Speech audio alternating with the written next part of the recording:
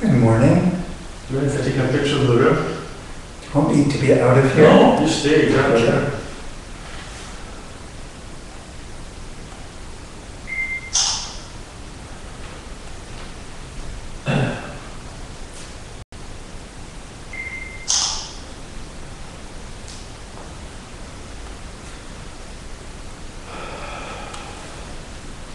So you good rest?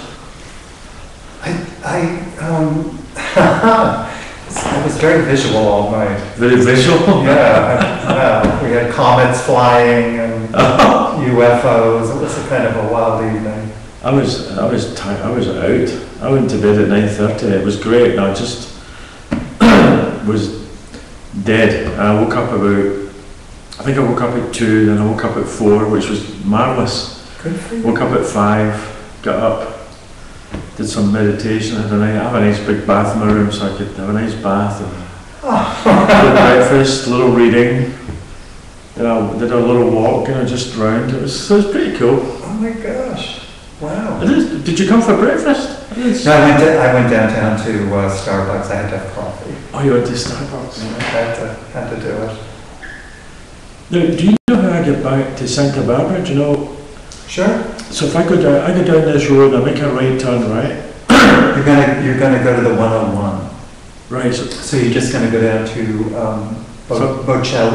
Bocali's, right? Then you're gonna go straight down through town. I'm gonna make a right though. And just stay on that. Yeah, I would go back the 101 to Santa Barbara. But don't go that 150 thing because it's a little. Oh, okay. You can try it. No, that's the way I come down, but it's a little, I didn't know if it was the quickest way. I've got to get a flight tomorrow night, so I want to make sure. Out of Santa Barbara? Yeah. Yeah, so I think the best way is just to get on the 101. Good morning. Good morning. So I get down to Bacali's and just make a right and then drive all the way back to the 101. And so that connects with the 101? Yeah. If you just keep going through town, yeah. Because I come down down 150. I come down the 101 and I go off at 84. Exit 84, which said that was the exit for Ohio.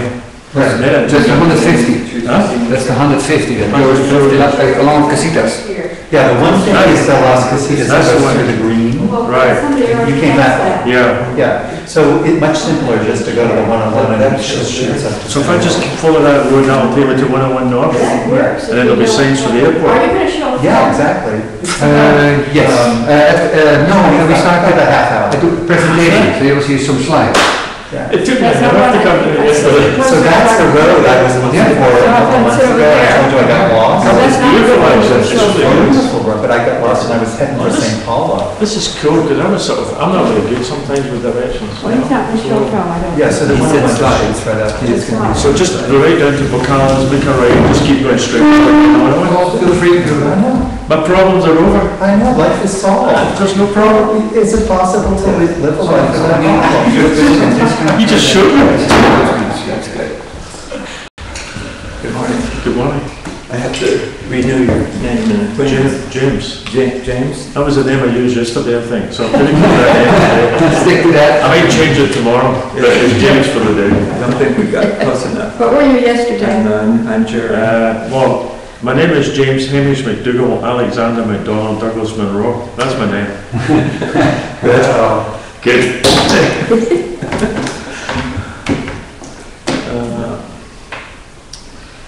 I'll tell you, I went into the Black Watch Museum in Perth. Ah, nice. And I was there in that town because I knew that one of my grandfathers was a McLaren.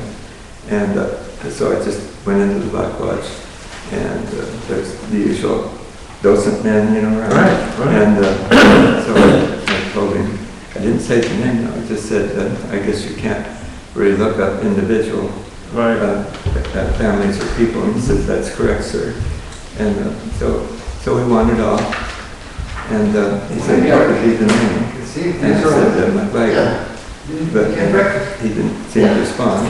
But we went up, it's about 7 floors long. We'd worked our way up to about the 3rd floor. And here he comes with a big book showing me a McLagan that had served about 1880, 1885. Well, it's funny, my last name is Munro, M-U-N-R-O, and the Munro is where we have two tartans. We have the Munro tartan, which is the day tartan, but we use the Black Lodge tartan because we were part of that also. But that's interesting. Yes. And I'm quite sure it was a relative because the McLagans were there for about 200 years under that name, and it appeared in the business directories. And I thought I discovered who my closest ancestor was.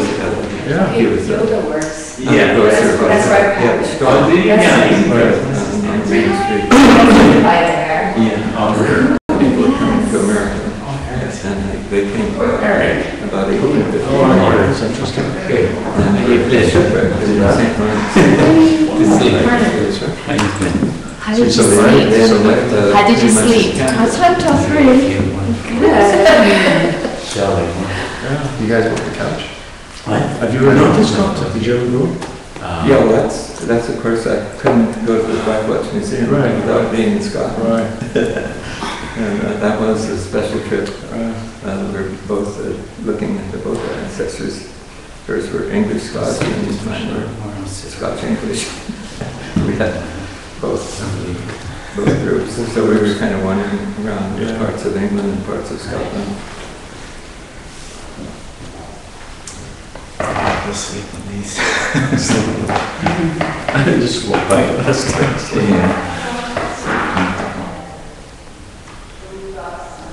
I went into the Glasgow City Library. That's what you're from, actually. Looking for my Gibson. You know the It's video in on the map. that they played yesterday? Yes. You watched it? It's Is it next to It's available. Yes, So I I go. asked the librarian. That's called Gunning. I said that it's a Golan. Go mad. And she couldn't understand me. No, it's Gunning. We got corrected over there. I finally got it straight. I don't get, you remember Glasgow up there? Yeah, because I looked. S-A-U-C-H-I-E-H-A-L-L Street, remember that street? S-A-U-C-H-I-E-H-A-L-L? Something Wall Street. Oh, You remember that street? Something Glasgow, it's the high part of Glasgow. They have all these names, Something Wall Street. We did wander around and going together in particular. I was in a bakery there. I think I was trying to be pleasant. And the woman behind the bakery counter was trying to speak to me. And I couldn't, that heavy accent. Didn't think about asking her. And it turned out what she was trying to say is, where have you been and where are you going? But she just said it quickly. So it's a- Where Where have you been, where you going? So they run everything She together. sort of wanted to start a conversation with me. Right. Did you spend? But it's so, we were on a 21 day, and I say we went twice. Hi, Mark. Paris was a separate Yeah, I think there's some videos. and Glasgow was in 92. So we were 21 days in this trip. Or if they only have part of it. Yesterday was no problem. Scotland. Cool. Probably 79. Is that just one series or was there? Exactly. Some of them are posted on. Where did you But I go? just- Yeah, no, I thought it was like- The first time. No, I gave you the name. Oh, the next time. It's a very good book.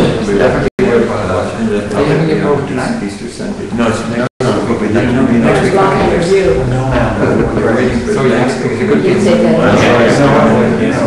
We're not gonna make a problem.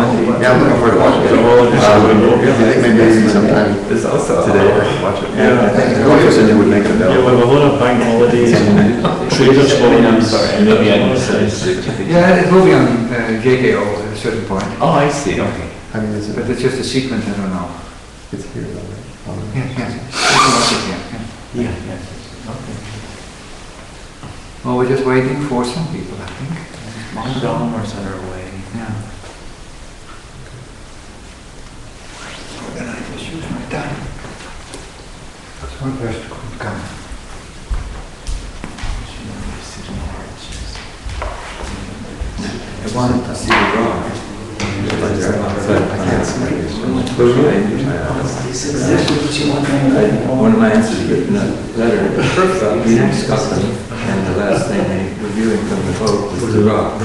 And it went in the Firth of Clyde. I wanted to see that rock. And so I went there and parked the boat, and I was looking around. I got out of a car, and the next thing I know, there came a flash of cars coming slowly into the parking lot, and parking right behind us there. And I was getting out of the camera, and I didn't realize that the rock is loaded with this uranium. It's hard. Yeah, she didn't stop us, but we were waiting for a second to take a picture. That's nice. Back in the car. It's nice seeing that connection between your ancestor, son, and then you can see that. That's nice. I've read that. Yes. So I sleep that out. And they left in 1852. One came in on the St. Lawrence Seaway, the other one went in the Northlands and went away. Oh, yeah.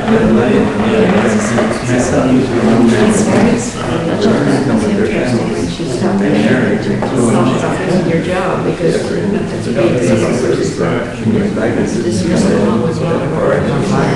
I thought it was very interesting, the way they were over there.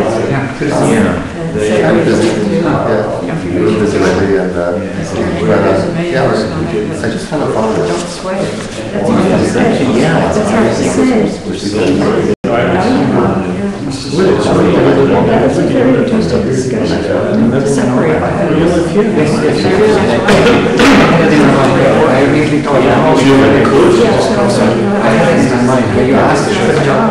That's probably why you asked.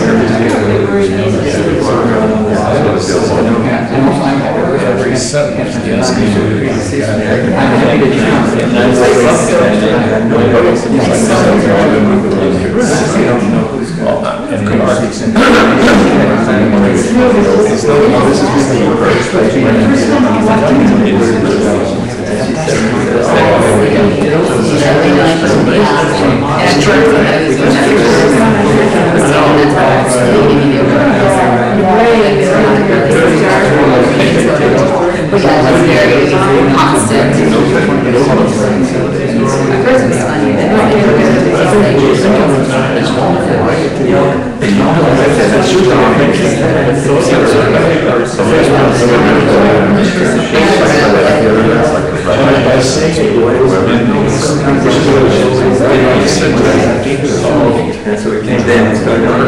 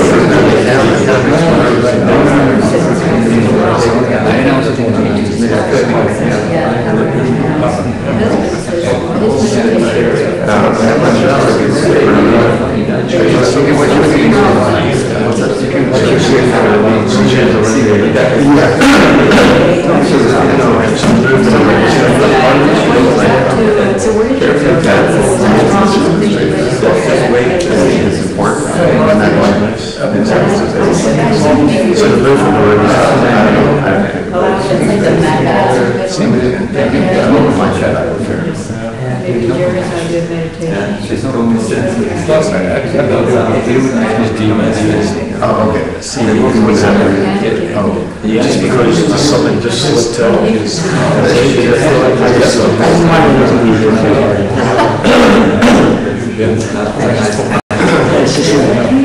I think we're missing one more person, but I think we're just going to start.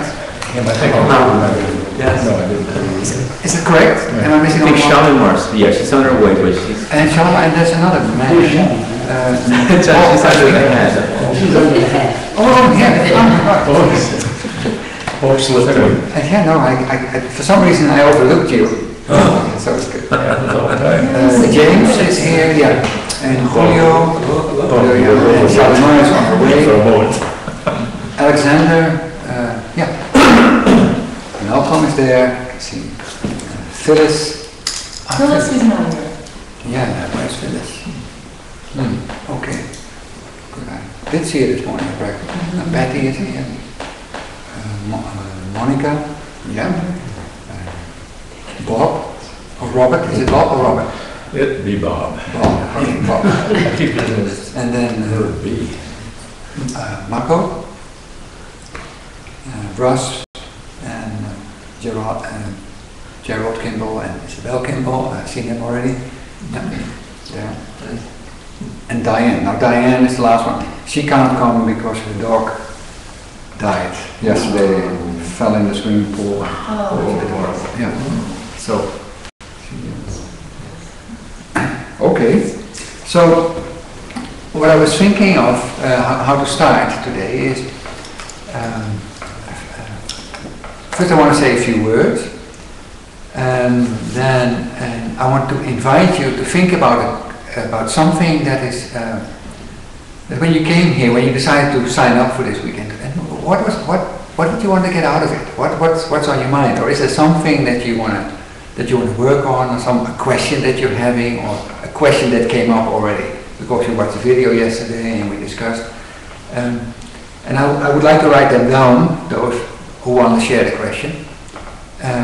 So that's one. And I want to give a little summary of what for me was the essence yesterday.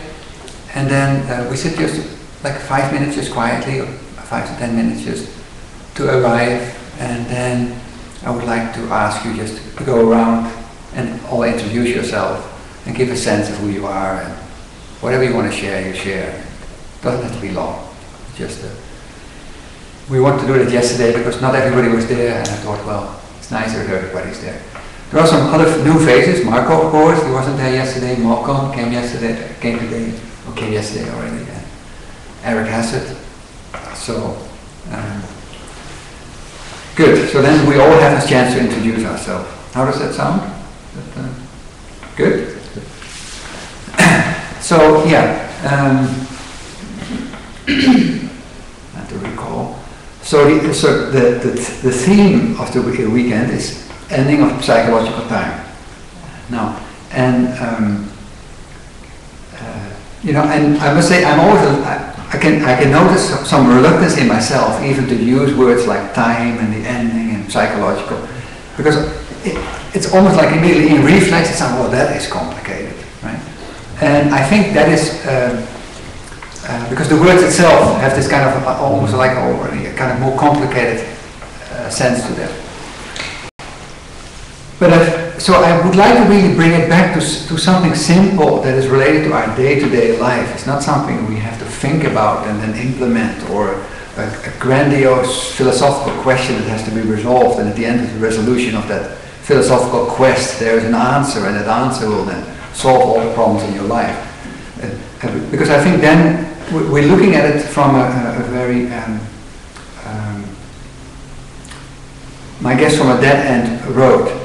I think it's more important who we are at this very moment, and that the title "Ending of Time" is somehow related to this. Yesterday we had the example: you're angry, I am angry, somebody calls me an idiot, I am angry, and what I immediately do is I will try to get out of my anger, which is trying to solve it by or going after the person who's caused me anger, or shut myself up, or run away, and that's not a various strategy. So I'm moving away from my anger by trying to fix it. Now, and that is how I understand, and also there I keep it open, what Krishnamurti means by time. That we habitually wanting to move away from what is actually happening within us. And that's not, I am doing it now and I should improve myself. No, this is how our brains are made up. They're constantly moving away because they think they can solve it by moving away. So habitual response, culturally, it's socially, it's a very well accepted way of looking at, we have a problem with looking at time. Now, and my understanding is that Krishnamurti said, well, what if you start to look at at your anger. And then you maybe, I'm guessing you discover things that you have an idea about yourself. And when somebody calls you an idiot, that idea is being challenged. So, I just want to put that out because that for me that summarizes the whole focus of what we're trying to do in these coming two days, and to look at it not in a philosophical quest, but really as a day-to-day life, because we're all angry, we're all jealous, we're all envious, we're all irritable, and this process of time is related to that. Okay, so I just want to throw that out. Could you add to that, we're all idiots? We're all idiots, yeah. At times. Or maybe idiot doesn't exist, actually. Besides the label. Yeah, and as long as you don't go around the room and we have to say I am an idiot, I am angry. Good, so okay. Speaking of, isn't that I remember seeing this, it's a measure of IQ. Idiot is one of the measures, one of the measures, but idiot isn't the lowest. There's imbecile and moron. And that's higher than the other. So we're already climbing the scale. So are you saying we should go for the lowest one? So what I would like to suggest is if we take some minutes to sit, think about something. I mean, inevitably something will appear in your mind, some question you're having, and take some time, maybe 5 minutes. We're going to sit just to arrive here and to be present.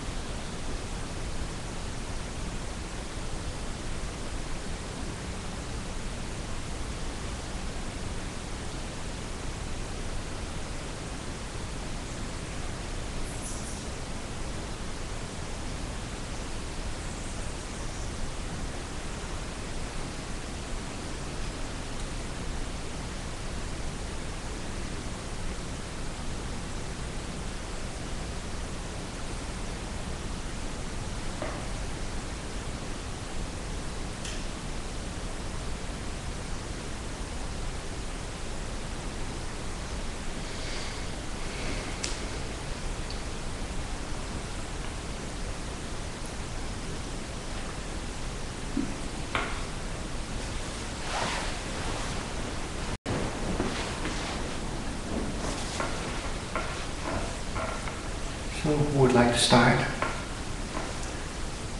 Just introducing himself and herself and saying some question about having. I'm going to stand up so as to include all these people. Oh, that's nice. I don't have a good voice. Yesterday, you remember that Krishnamurti said in this film we saw, he dismissed transcendental meditation in a rather insulting way, I thought. And I talked to my husband, Jerry, and he said, well, he meditates, but his meditation, when he's clipping the hedge and sweeping leaves, he selects a problem from Krishnamurti, and he works through that all the time. He's raking leaves, and he says that's meditation. So both these guys, they're not doing the right kind of meditation. And then I thought later, well, hey, it's truly valid, because both of them get something out of what they're doing, and what they're getting out of it is positive. And I think we should appreciate our own intelligence and listen to him and say, well, that's interesting, but maybe it's different for you or you to do it a little differently, and that's valid. And I'd like you to talk about that. Yeah, great. Want to formulate it in a question, like... well, how do you feel about it? Are you each completely valid and comfortable with your own intelligence that you will continue doing something that you've worked out for yourself that's working? And isn't that valid, even if it's not what he said? Exactly, yeah. That's the question. I just want to, if I write it down, how would I...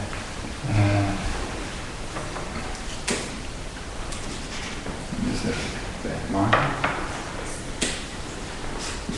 Yes.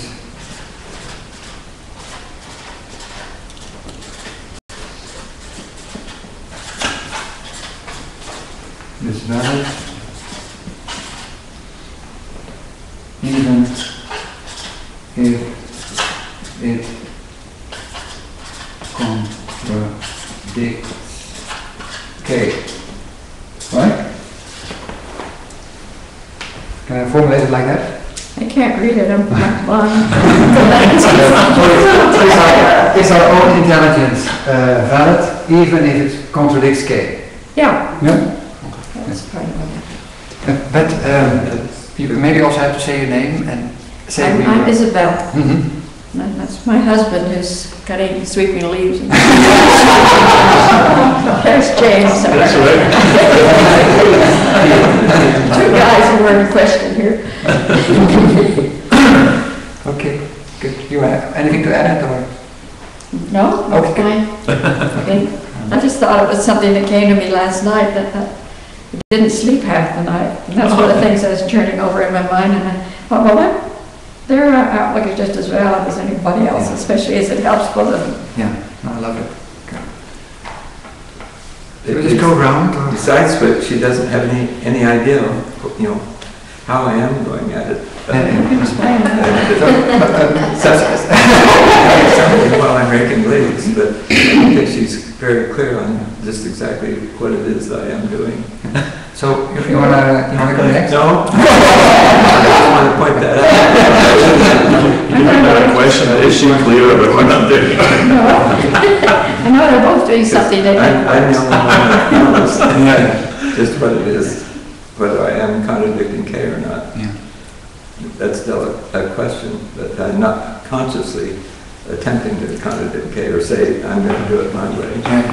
But now you're talking, why not say who you are? What's your question? Yes, I'm Jerry Kimball. I'm living in Ojai, and I volunteer here at the bookstore, and I'm having a happy old age, and all because of the cake. Do you have any question you would like to bring for today? Like you. Well, you said that you suggested that we might bring up why it was that we chose to participate in this particular dialogue this time, and it was the title that attracted me. And why? Well, because at that moment I carry a question around sometimes in my hip pocket. I just write a question down. And then in my spare moments and wondering what I do next, I get out my question, from my back pocket to remind me what it is that I'm trying to think about from time to time. And it just happened that around that time, the question I was carrying around in my pocket. And here I've been, aware of Krishnamurti's teachings for 20 or 30 years now. And, but the question was, I had read recently a little quotation of Krishnamurti's that said, if you think, let's see, the trouble is I modified it to get my own question out. That's okay. But so I'll put it in a way that I paraphrase it. If I think my story is necessary to the world of myself, of the self, then I will be living in perpetual fear. That was that, but I altered it to say my story. It was broader than that, but it just happened that when I think about psychological time and where I am, when you're in bed at night, you're not that much in control of what your thoughts are going to be. They just come. And what keeps coming is my story. Some part of it, somewhere in the background, and it doesn't seem to go away. I'm aware sometimes that parts of my story that used to come up at night don't come up anymore, but other parts do. So I was trying to, I thought that was an interesting way to put it. When is my story necessary? When is my story to the world of the self? That's the question. That's the way I put it to myself. That's the one I keep trying to consider it in that form. Because some part of me, I believe, thinks it is necessary, that my story is necessary for me to go on living day to day. That there has to be something there that my body is sort of referring to, and that it bringing my emotions and feelings of healthy or not healthy. It's somehow connected with this my story. So when is my story necessary? So that's the question I keep asking myself now, and it has led, just in the last week or two, to an interesting, deeper thoughts and insight about my story. And so it's a profitable question to me. Now you say, well, you're taking all this time, to do this, but that's not the way I think about it anymore. I mean, the whole psychological time just sits there, and the physical time is going past, but that's irrelevant. Well, that's something we're going to discuss in the coming. I'm not concerned about the passage of physical time anymore. I'm only concerned about the question, which is sort of in the present and all the time, and it may be there for 3 years if there's something still to be gotten out of the question. I considered, when are you going to stop being a victim? One dialoguer asked me almost 20 years ago. That's a question I still ask myself. Is what about being a victim? It assumes that it's that you wouldn't want to be a victim. But I recently found that it's okay sometimes to be a victim. Is it okay that I stop you a little bit, because to get everybody a chance to say, but I think the two questions, I think, but is my story necessary? I wrote it down, and I think it would be good to go back to these questions throughout 2 days. And I'm curious where you're going to arrive also tomorrow, maybe see what something new. Okay. Yeah, my name is Marco. Sort of ties in with Jerry was talking about. I came up here 2 weekends ago. I took my motorcycle, live in Los Angeles, and I needed to get out of the routine survival gig that we live in. And I drove across Fillmore through the hills to come up here. And I was thinking at that time, I thought, I'm so stuck in time, because everything is based on time. And so I was going, this is the beginning of October, and how did we get to October? seems to be a wash between where I'm conscious and where I'm unconscious. And then I came here and I was having breakfast once. I stayed in that other room up there, and I was having breakfast and I saw the seminar, this talk today, the psychology of time. I was like, wow, how the universe sort of put me in a position. My question was, what is time? And all of a sudden I see this seminar. I was like, I'm definitely going to go. And just now thinking about it, I was realizing, well, it's not about time. It was about my fear of the physiological aspect of time passing, and how psychologically I see my fear with the passage of time. In other words, it's a fear of the unknown. So I guess my question is the fear of time. So, as a question, would there be something like, is fear of time, is the fear of the unknown necessary? Something like that? Or is that it all? In relation to time. Yeah. How do I make that into a nice question? Can anybody help?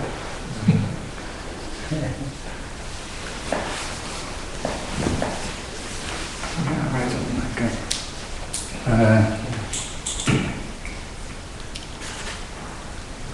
Why am I afraid of the unknown and time?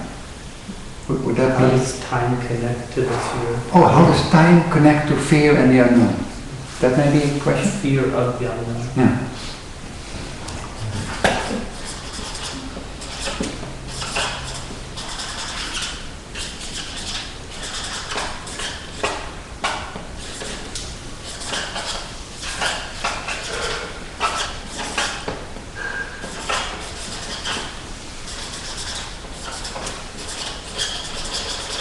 Good. Anything else you want to share? That's it. I'm Alexander, and I have been aware of Krishnamurti's work and trying to integrate it in my life for 31 years. And recently, I moved to Santa Barbara, and I have just been having incredible experiences with California nature. And yesterday, Krishnamurti in the video talked about nature is not created by thought. And what I seem to be expressing in my work and my workshops, I keep saying, everyone just go to nature. Just go to nature. You'll be fine. And I see this incredible separation between this sort of digital, man-made, thought-induced, white maledictive system and then nature. And to be with nature, for myself, I just don't have a thought. To be with this beauty, I just go thoughtless. So when he spoke to that yesterday, it answered everything that I came here for, in a sense. It's that, can we literally be our natural selves and align with nature as opposed to these man-made digital realities, which he's saying have a reality, but they may not be true. So that's sort of why I came. Right. How would you formulate that shortly? Can we? Well, can we align ourselves with nature? With nature.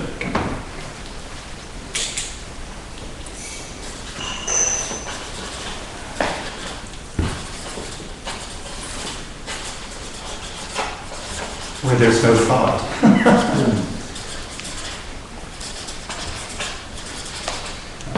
Good. Okay. Maybe I can follow on from the 31 years. I actually discovered Krishnamurti 3 months ago. So it's so actually quite. What he was saying. Yeah. We know from Europe we always discover things. And the way I discovered it was just through a simple Internet Explorer search, and I just put the word meditation in, and Krishnamurti's name came up. And I've been involved in transcendental meditation for about 15 years. So when I heard his speeches, his conversations, I felt that he had actually taken me and just shook me up. And I actually enjoyed it because I felt in a way, I had a feeling myself that the meditation, the transcendental meditation, which I can actually look at my life and I could demonstrate how it's had a beneficial effect on my life, but I felt in some way it was sort of contained, that you're actually sitting doing a practice and then you get up and leave, you sort of leave the practice, you go back to normal day activities.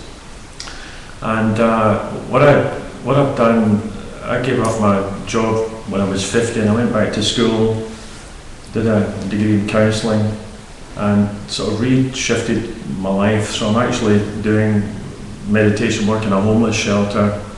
I do meditation work in an addiction treatment centre and also in a corporate environment, because there was always a part of me that said, how can we make meditation to be an actual practical dynamic part of our lives? So when Krishnamurti comes along and says, you know, and what shocked me was that he actually mentioned in one of his books the mantra that I was using.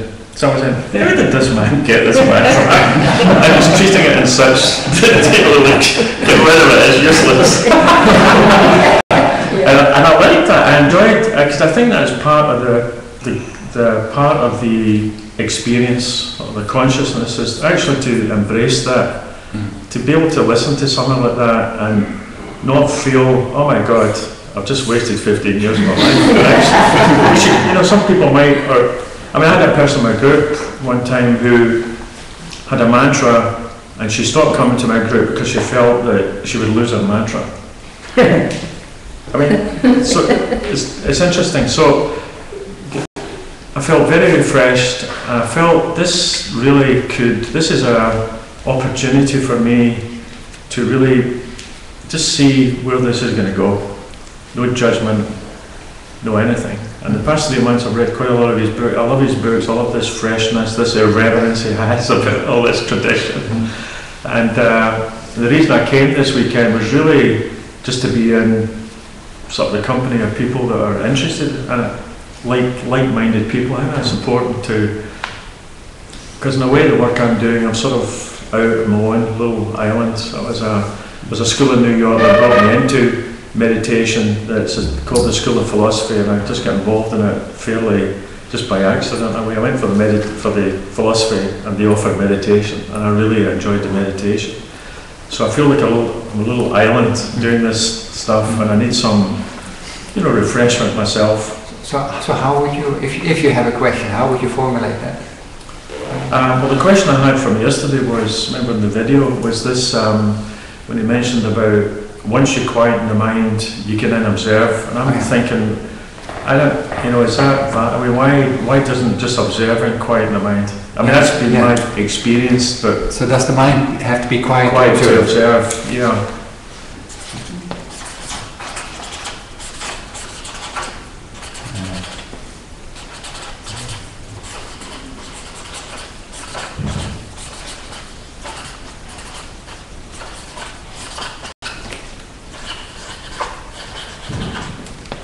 And also just another thing was that he talks a lot about the me, you know, that we have to, there's this me that's always there.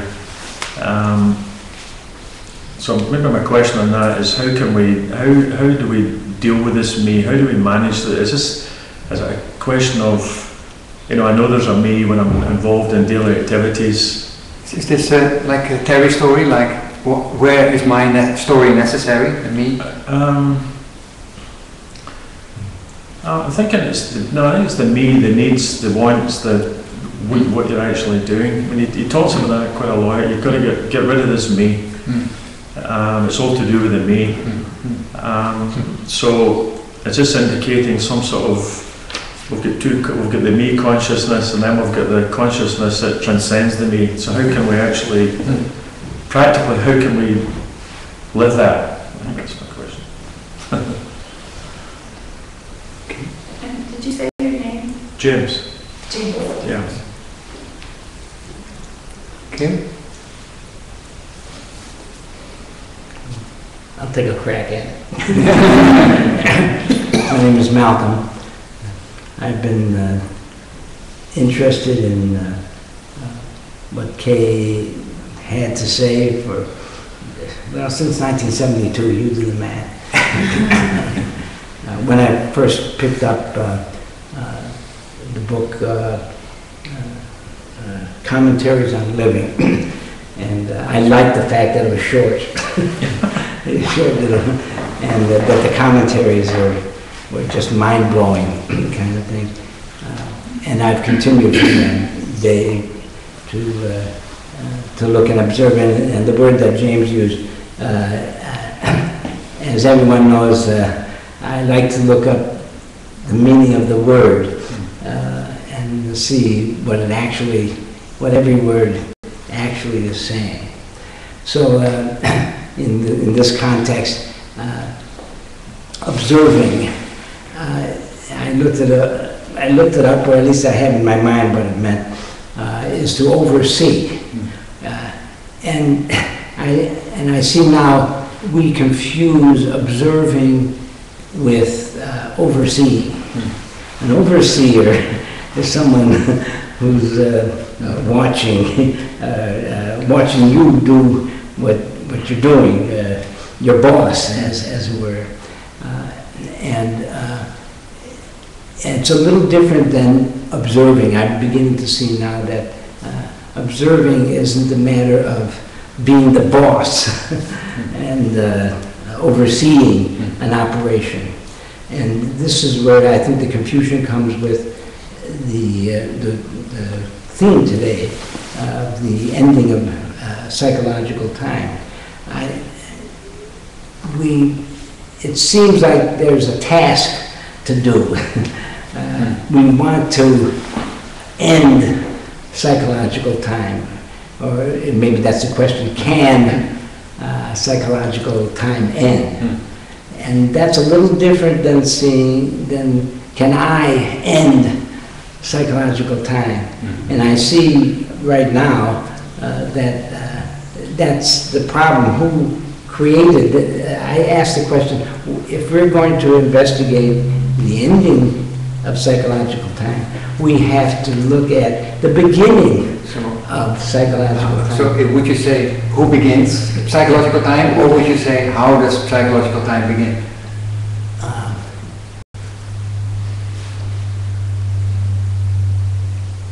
What is the beginning of psychological time?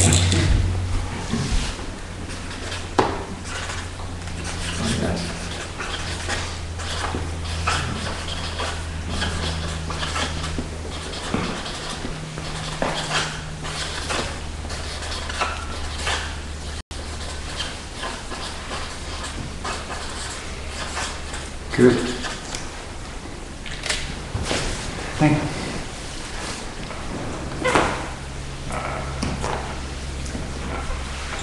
Who's next?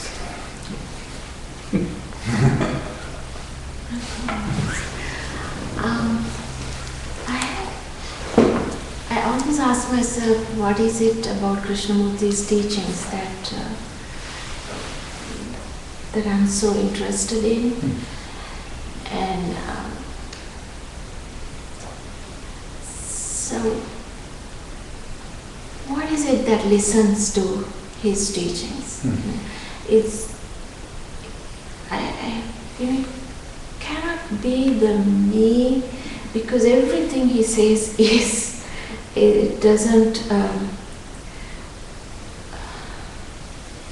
is not profitable to me, to the eye. But then, what is it that makes us listen to it?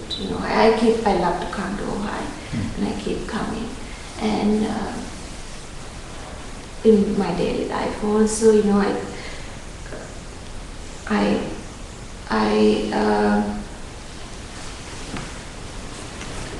when I do things, I remember what his words mean. So what is it that listens? What is it that makes me listen to Kay? Is that it? Yeah. Can I write it down? Yes. Yes.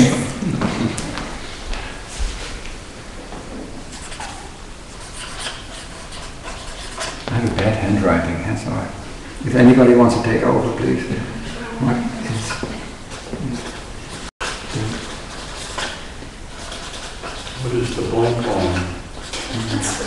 You still do. Maybe that's the best way. I think last time we did something like that, and I had it all written down. And I think only 2 people who could read it. So we're good. I will type it in. Give you a sheet. Thank you, Shama. You're done? Yes, I'm Good. done. Good. And I'm sorry, say her name again? Shalom. Shalom. That's a question that's come up for me this last year. Good. Why am I here? Who's next?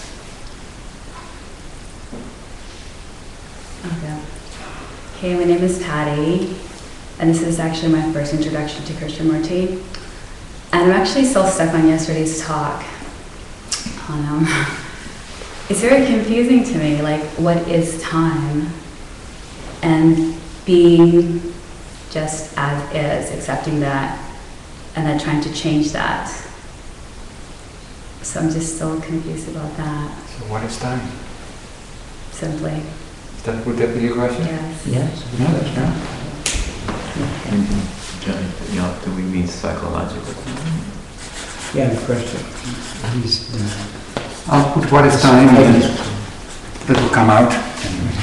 Yes. Want to say anything else about yourself?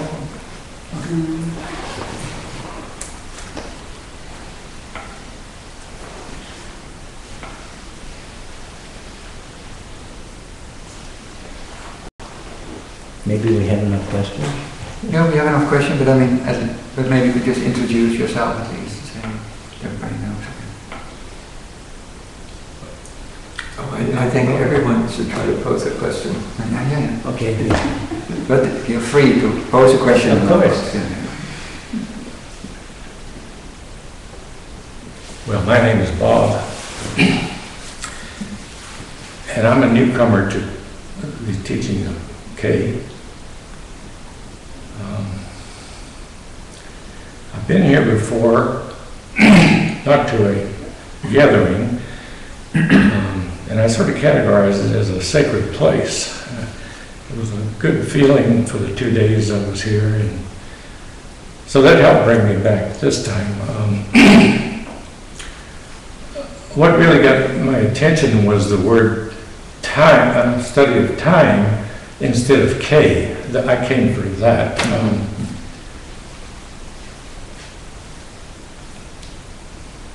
How many people have ever read the book? I don't be able to think of right now. Let me continue. My recent career was math instructor. And the book that I want to talk about is Flatland. Anybody ever read that? I've read a part of it. I know. Yeah. Well, it's a discussion of dimensions with regard to time. And so I was thinking that was sort of what I was getting into. And plus the other thing, I plan to come to Santa Barbara next week anyway, so it just seemed to be a natural. But this idea of Flatland, if you ever get a chance to read it, it talks about how we're a three-dimensional idea, but we live in the fourth dimension, really. And Flatland was a two-dimensional entity that lived in a three-dimensional world. So if you can think of your first moment of life, where is it now versus when you were 21 versus when you were 70 and so forth? Is that gone, or is it all an integral part of yourself? We just don't see it because time slices our lives into narrow slices as we go along. Tendency is forget them. Yeah. So that's my emphasis on time, but this is a fine idea too. And I'm sure they're correlated to the point that the outcome's going to be the same as far as my search is concerned. And in closing, I just also want to know how many people actually saw this man talk, Kay, in their lifetime? 2? 3? What I noticed, by the way, when I was here that two-day period, I watched most of the tapes or the CDs or the DVDs. So it gave me somewhat of a coloring of his life. What I'd like to know, and this is an observation, not a criticism, and maybe the people who have seen him, especially when he was younger, I don't see the joy in the man's expression like I'd like to have in my own life. And along with this constant asking if I'm paying attention, did he use that as a younger man, that idea? Or What do you mean younger? Well, I don't know. Let's say when he was 30 and blew in pictures all over the world, was he constantly asking people about this, or? Well, 28, the most famous speech is 28, the Through the Father's Land, and it's actually about this topic. That you cannot come to truth through any path whatsoever. And that is 1928, he's 32 years old or 33 years old. So, yeah, he started early with it. But there's a little bit, Okay, so my question then would be, how can I be joyful? How can I? No, I like that. How can I be joyful?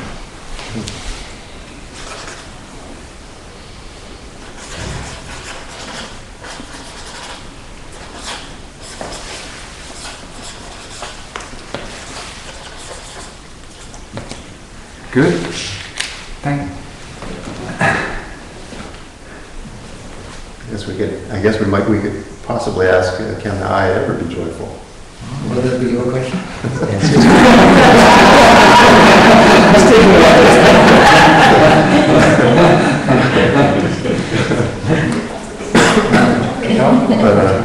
yeah, I guess I'll go. You already went. That's a good question. Name's Eric, and some good questions so far. I like that. I like the question about the story, like my story, psychological time, and what is time? What is psychological time? And I guess I wanted to ask sort of a quick trick question, like trick question.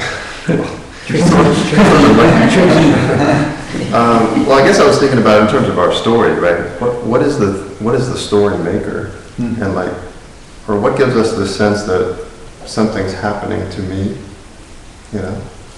And is that ever different, or is that possibly different from what's actually happening? How do you put it short, right?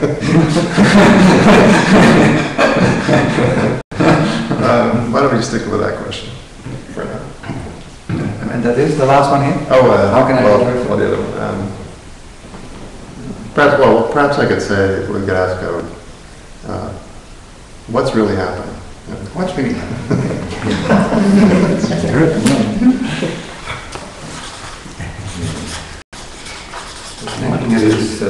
Why does time continue in the sense of psychological time? I don't know. Did you say your name, actually? Eric. Okay, good. I know it, but I don't really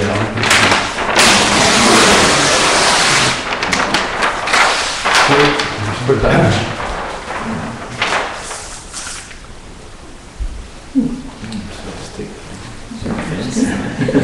It's magic,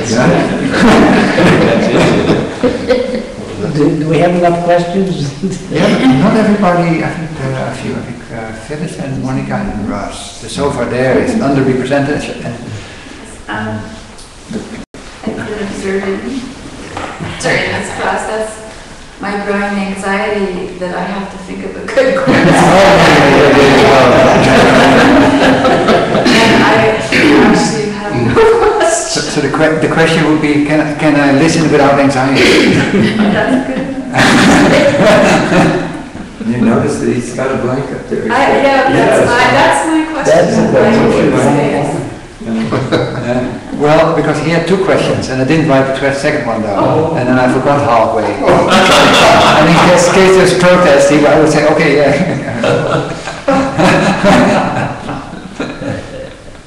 Maybe that's the I impossible just question. wanted to add that you are not the only practitioner of that ridiculous meditation. We have confession here. Confession. And I just wanted to comment that it's so refreshing. I came in the early days, and then for a long time I couldn't come, and recently I've been coming quite a lot. And the change I noticed is that people are more free to admit such things. There was a time where you didn't say that around the Krishnamurti people because of all the things the Krishnamurti said about practices. And now people come and say, well, I do TM, and somebody else says, I teach Zen meditation. And it was the same in the TM movement. I was a closet reader of Krishnamurti. In fact, I was introduced to Krishnamurti by a practitioner of TM. We were getting ready to go to Europe to work on the teacher training courses. And he brought all these books of Krishnamurti. And I had seen a video of Krishnamurti speaking maybe a year or 2 before that.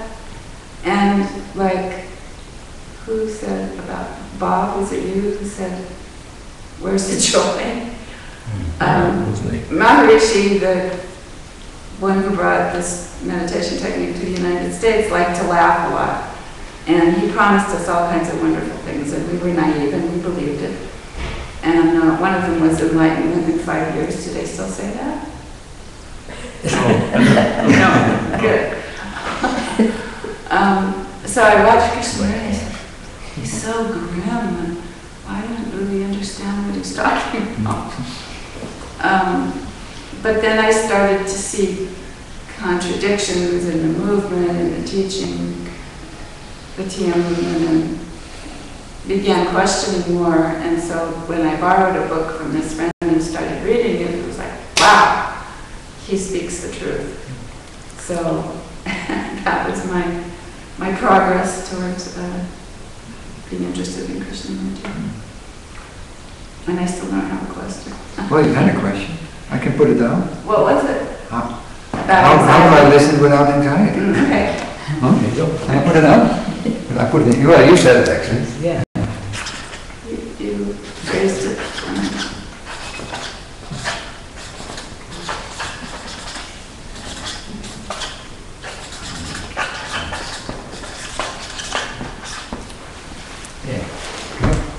There you go. Well, I'm Russ. I'm from Modesto, California. I was attracted by the subtitle of this group, which, at least on the pamphlet you had on the internet, was thought shattering itself against its own nothingness. Well, I gotta attend that.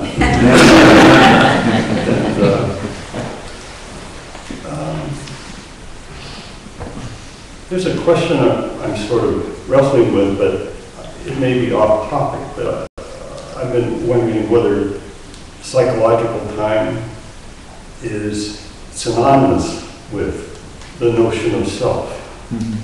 I don't know if that's a valid question for... That's a good question. So very valid.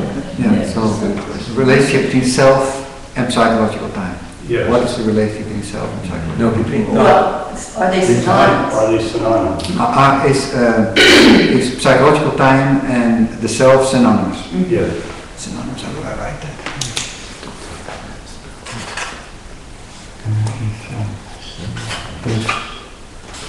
Psychological would be synonymous? How do you write synonymous? Something the same. Just write the same. You want the Latin or the Greek? And then self with lowercase, right? Definitely lowercase. Otherwise, you make a big S of yourself. That's my. It's very interesting because that quote that you say, we put it actually, I changed because I'm going to do a little presentation after. And I changed the subtitle actually to something else, which you will see. But what's really interesting today is that this group is really interested in meditation. There's a lot, the word meditation comes up a lot. And actually the full quote of what you of that subtitle, thought shattering itself against its own nothingness, is the beginning of meditation. It's, coming from There's the beginning. I thought that might have been something you made up or something. Oh, no. I read the pamphlet and somewhere near the back it was actually a quote of Kay. Yeah. Wow. It's we put it there because we thought it was so beautiful and so poetic. Wow. I'd never heard that. Good. Monica, Shalma. I'm Monica, and I'm drawn to be here. And I didn't really have questions so much about Kay when I came here yesterday. What I've learned about Kay since May has been expansive for me. I've related to it. It has. Well, Phyllis used this word, refresh. And I was thinking about when observation, or let me just think about this a minute. Reality, if I'm observing it in a certain way, then I feel as if I'm not part of it. So I'm wondering about that.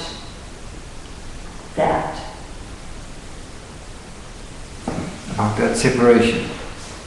About how I'm present in reality and what effect it has. How am I present in reality? Let me think about this a little more. I'm not sure I want to try to put together a question, actually. Okay. And instead, I'll bring up another question which seems odd. Okay. And that is that one of the many things that draws me here is this absence of certain things. And for me, being here is timeless. And so then there's questions about Kay, and people are talking about Kay, who has drawn us together here in some way, small or large. And when I think about Kay, I think about the absence of things that are preoccupations, rather than just here. And so then I start to think about just my other impressions about Kay include the shattering. Now that word we could look up too. For me, the word I'm going to use is the absence of those energies which are interruptive to the present. Okay? So when I look at this picture of Kay, and the last time I was in this room, I was mostly over there, and so I didn't really have this. My question in this moment, in this room, is what Kay's most mindful self, understanding that he's human, was. What would Kay's most mindful self, what would his response be to that picture?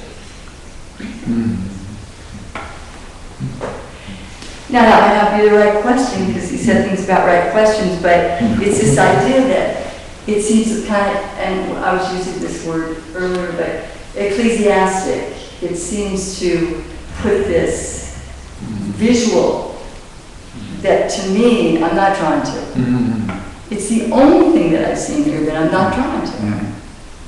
And that makes me think about his humanity, the lessons, and exploring those that calm and clear me. So, you know, if there's questions there, I don't know. Yeah. It's okay to not have a question. Yeah, it's okay to have not have a question. Yeah. But I don't know how to synthesize that, and that's probably why I'm here. yeah. Just to be among you, I'm grateful to be here. Yeah, what I'm hearing is actually what you really value is that there's the spaciousness, if I would put it that way, that there's nothing that you have to be preoccupied with. Something like that. There's no rituals, there's no dogma, there's no right, wrong. Yes, Yeah. I think I'm very drawn to Yeah. that. If that in fact is what is here, for me that's what's here, is an absence of Judgment. preoccupation, is what I want to call it. I don't know how to formulate it in a question. If anybody sees a question? What's going around now, and people that I'm in touch with here in Ojai, there's group, they're trying to consider. Are you helping her to formulate the question? I'm trying to express what I'm trying to think of a way to express what she's getting at. And what seems to be going around is what you call a concept of unconditioned presence. And putting those two words together, and the question would be: is unconditioned presence possible? And can that praise be meaningful? In other words, is there an unconditioned presence? Or maybe what is unconditioned presence? Yeah, something like that. Would you go with that? Because it seems to me that's what she's trying to get at. Yeah. That means not identifying, not identifying maybe. Maybe I can put the theme together with it. Is the ending of psychological time the beginning of unconditioned presence? Something like Looking at Monica, see what she, I don't see a smile of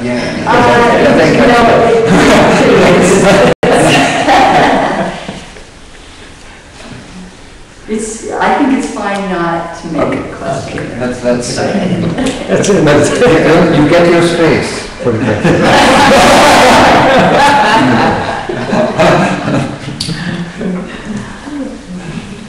Okay, hi, I hope you can hear me from behind. My name is Julio. When I first heard that this weekend was going to be available, I thought I wanted to be here because it's a simple fact that it doesn't conflict with anything else happening.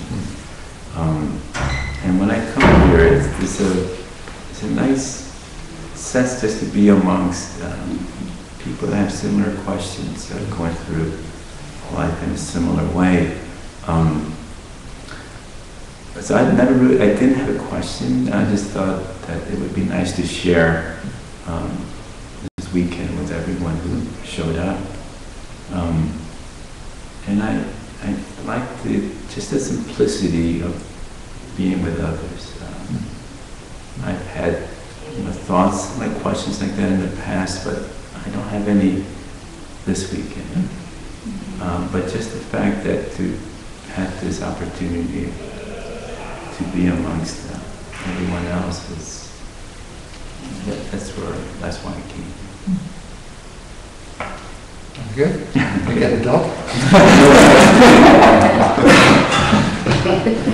Good. So it's 10:45. We've been going for 1 hour and 15 minutes. I think it's a good time maybe for tea break. Okay. Then what I'm proposing is that after the tea break, I put together a small presentation with slides, which is the starting point for discussion and exploration. It's more or less synthesizes everything we've seen yesterday also in the video, and it's going to be a point of departure. It's something new that I'm doing, so I'm just going to try that out. So, cup of tea, cup of coffee, and we're back here at 11 o'clock, 15 minutes.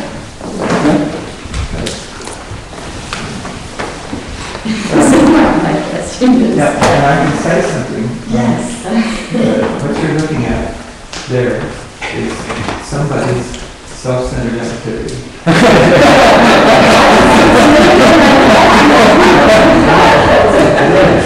It's because the artist has formed an image that this maybe person wants to take certain elements, try to make it seem. Yeah, I think you have to put the top one on the horizontal, that's safer. But it is self-centered activity of that particular artist.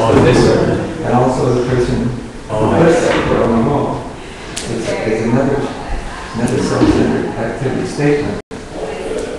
The actor putting it there and saying, I think this is appropriate for this room.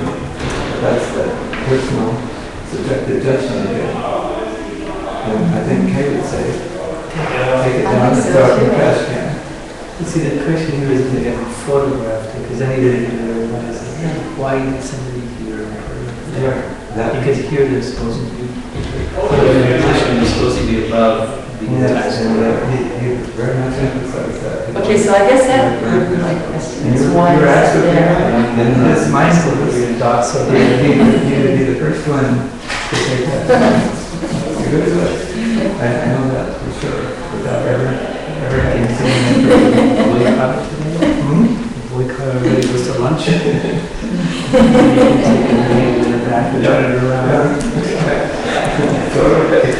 Turn around a year later, they go home. And the gardens turn around, the other three people may have done that. Yeah. This is the culprit. That's why I moved away from pretty closer.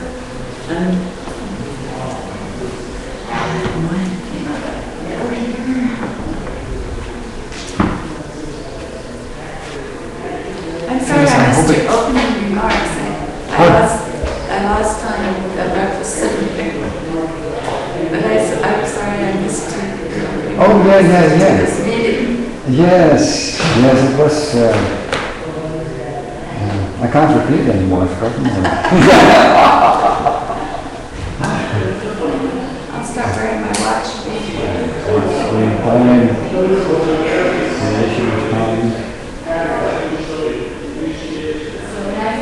Good. Okay.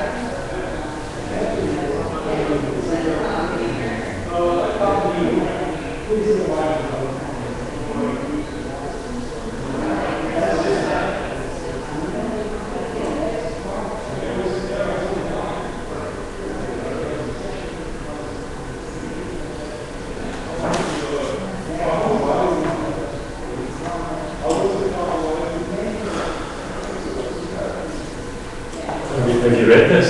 Did you read this? Which one is that? It's about the use of the cottage once he died. Yes, isn't that I saw it in that room where he says he doesn't want it to be a shrine. Yeah. Isn't that great? Yeah. So great. Yeah, and he still says, it should become a sanctuary of adventure and romantic nonsense.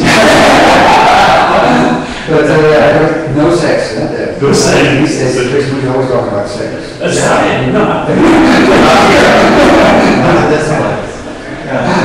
I didn't see he was always talking about it. What I said was I noticed that they come up and I know that. But it's funny because every time you met, and it's the way he mentions it. Right, there's a certain reverent is the word. Yeah. And all that. Almost like this one. What did you see the other one? You said the other one? Was another? This one in is meditation, right? I think it's the same one.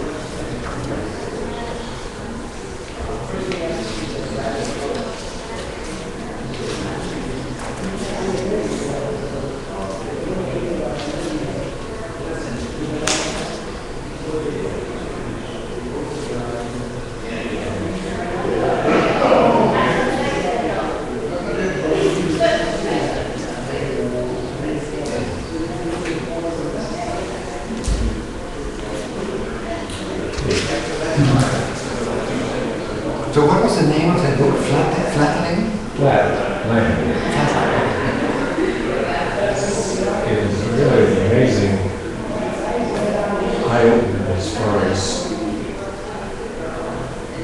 our lives versus what it would be.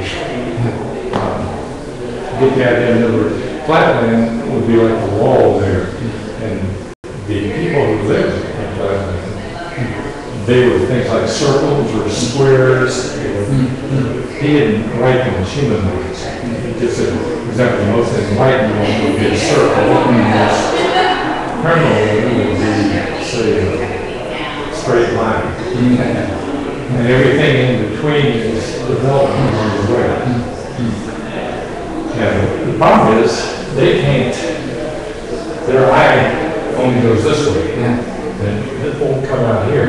And we're standing down here, we can see inside their head, their minds, their thoughts, we can see it all. So if you take that one step out, somebody's looking at us, and our 30 minutes of we're all seeing everything that's going on. That's the essence of the world. It was written by a Englishman in the early part of the century. Abbey is A-B-B-E-Y, Edwin Abbey. I believe that's correct. I'm going to have a look at that. Yeah.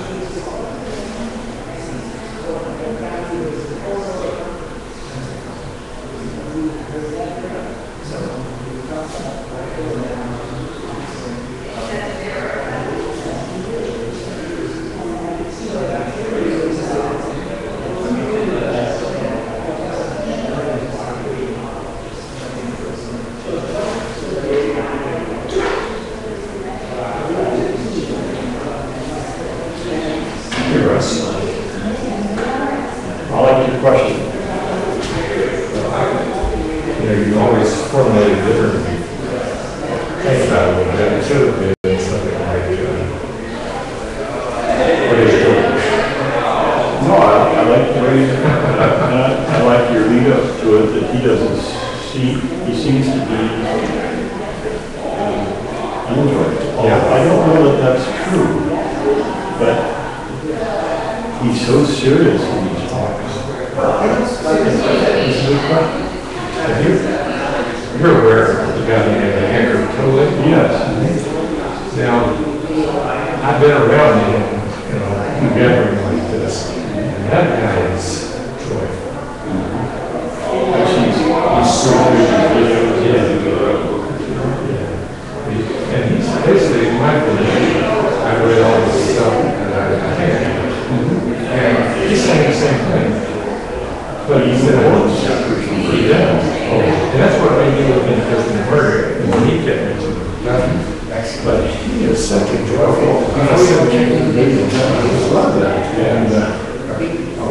And he seems to be what intrigued me about him also.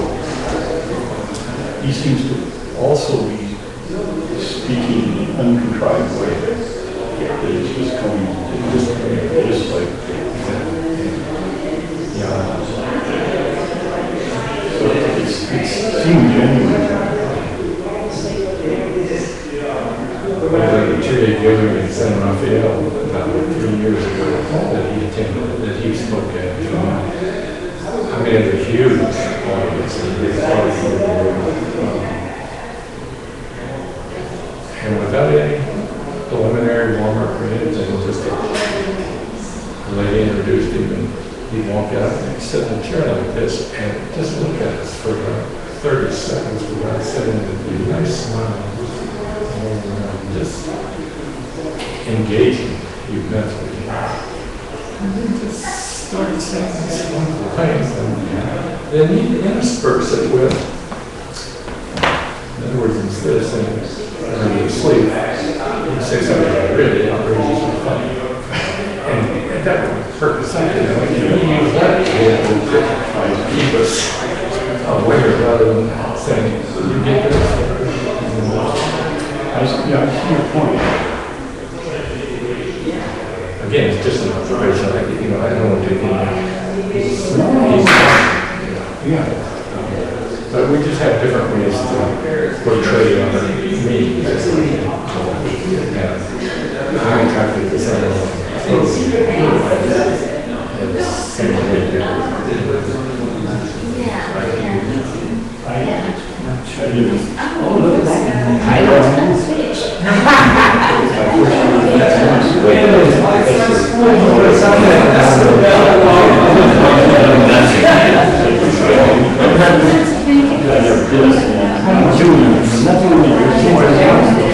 Yeah, that's right. Doing nothing. Yeah, that's actually doing nothing. You can't do nothing.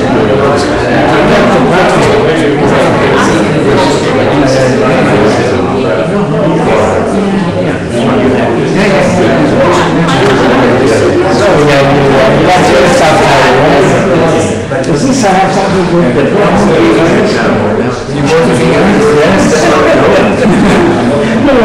nothing is quite demonstrated. So you have the fault.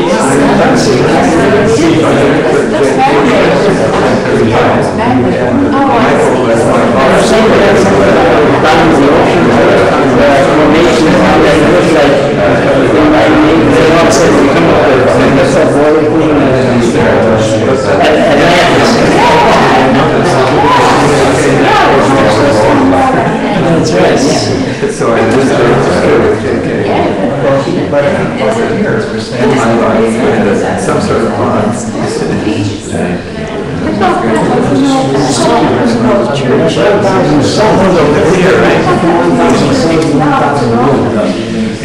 Yeah, this is similar, yeah, it could be a cathedral.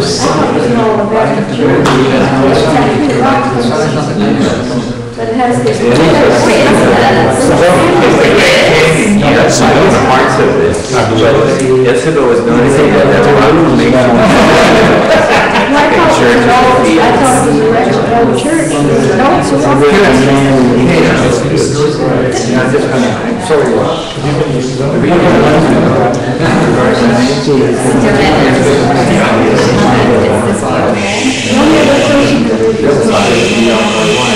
So the secret is,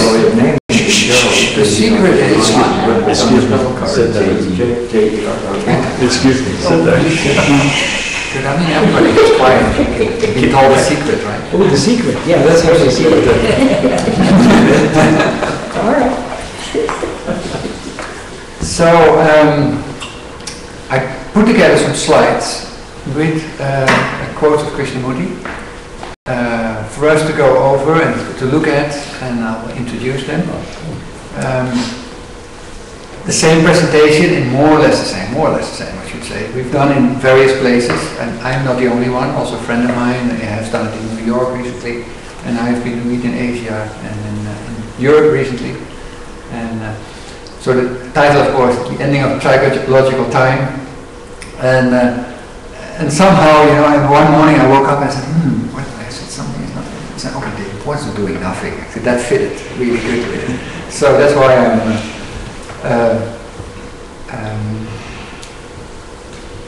it's a very deep thing. I think it's somewhere in Krishnamurti also, doing nothing, how important it is. And but it sounds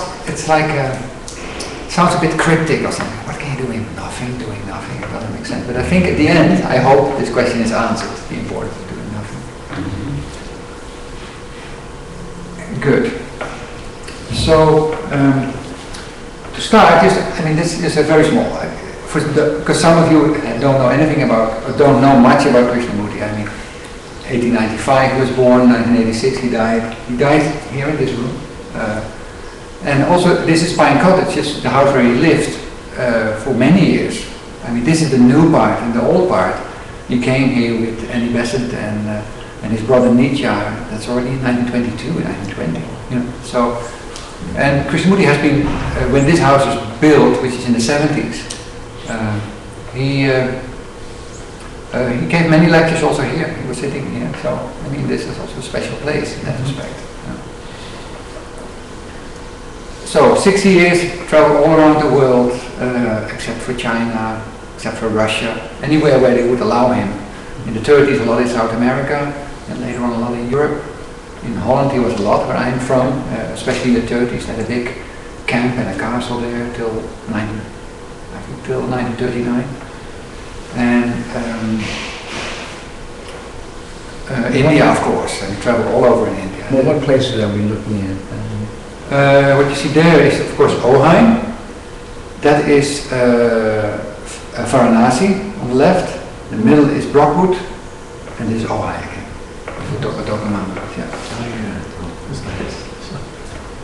So just to summarize, his message was understanding oneself, transformation, and changing human consciousness. And I think that's also an interesting departure. Like a lot when we look at religion, it's about, I have to be enlightened, right? Or what can I do to grow, self-growth or something. But about when I started working at the schools in Brockwood, he said it's not about trying to change one human being or that the schools are. He said it's really about changing human consciousness. So the challenge was enormous. He didn't say, hey, we want to change the consciousness of one human being. No, it has to be. You create something that is supposed to change all of human consciousness. So, and that's also how am I seeing that? Also, what we're doing here is that these explorations are becoming part also of human consciousness. So, if we probe and shift and see something, then it's seen for everybody. mean, a very well-known phrase of Krishnamurti is, "You are the world, and the world is you," and that we are all very interconnected. That it's not like the individualism is a very superficial layer, although very dominant in it. So now I'm making a little bit of, how do you say, a long start to come to psychological time, and I started with connection to nature. And I did connection to nature because for me that reflects the best of what we're trying to do here. We're trying to explore something which is not part of, like what we heard yesterday, of part of our thought. Nature is not part of thought. Now, what we're looking at in ourselves, that's what we're trying to look at in ourselves, is also not part of thought. We're trying to look at what is beyond thought. So any description is meaningless. But if I tell you, so just a small phrase like, can you imagine a beautiful sunny day and you're sitting in the shade, and then you immediately get the sense of it, right? Immediately connects you to that whole sense of being under a tree in the summer and the shade coming through the tree and the leaves of the trees and all of that.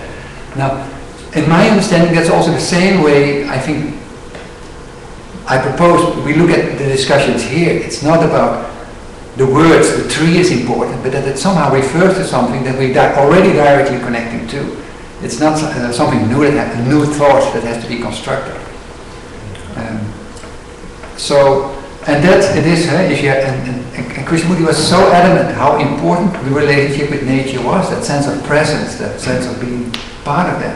If you have no relationship with nature, you have no relationship with man. So it is so radically unambiguously, he states. And he defines nature there. Yeah, meadows, groves, rivers, yeah. And if you have no relationship with that, we shall have no relationship with each other.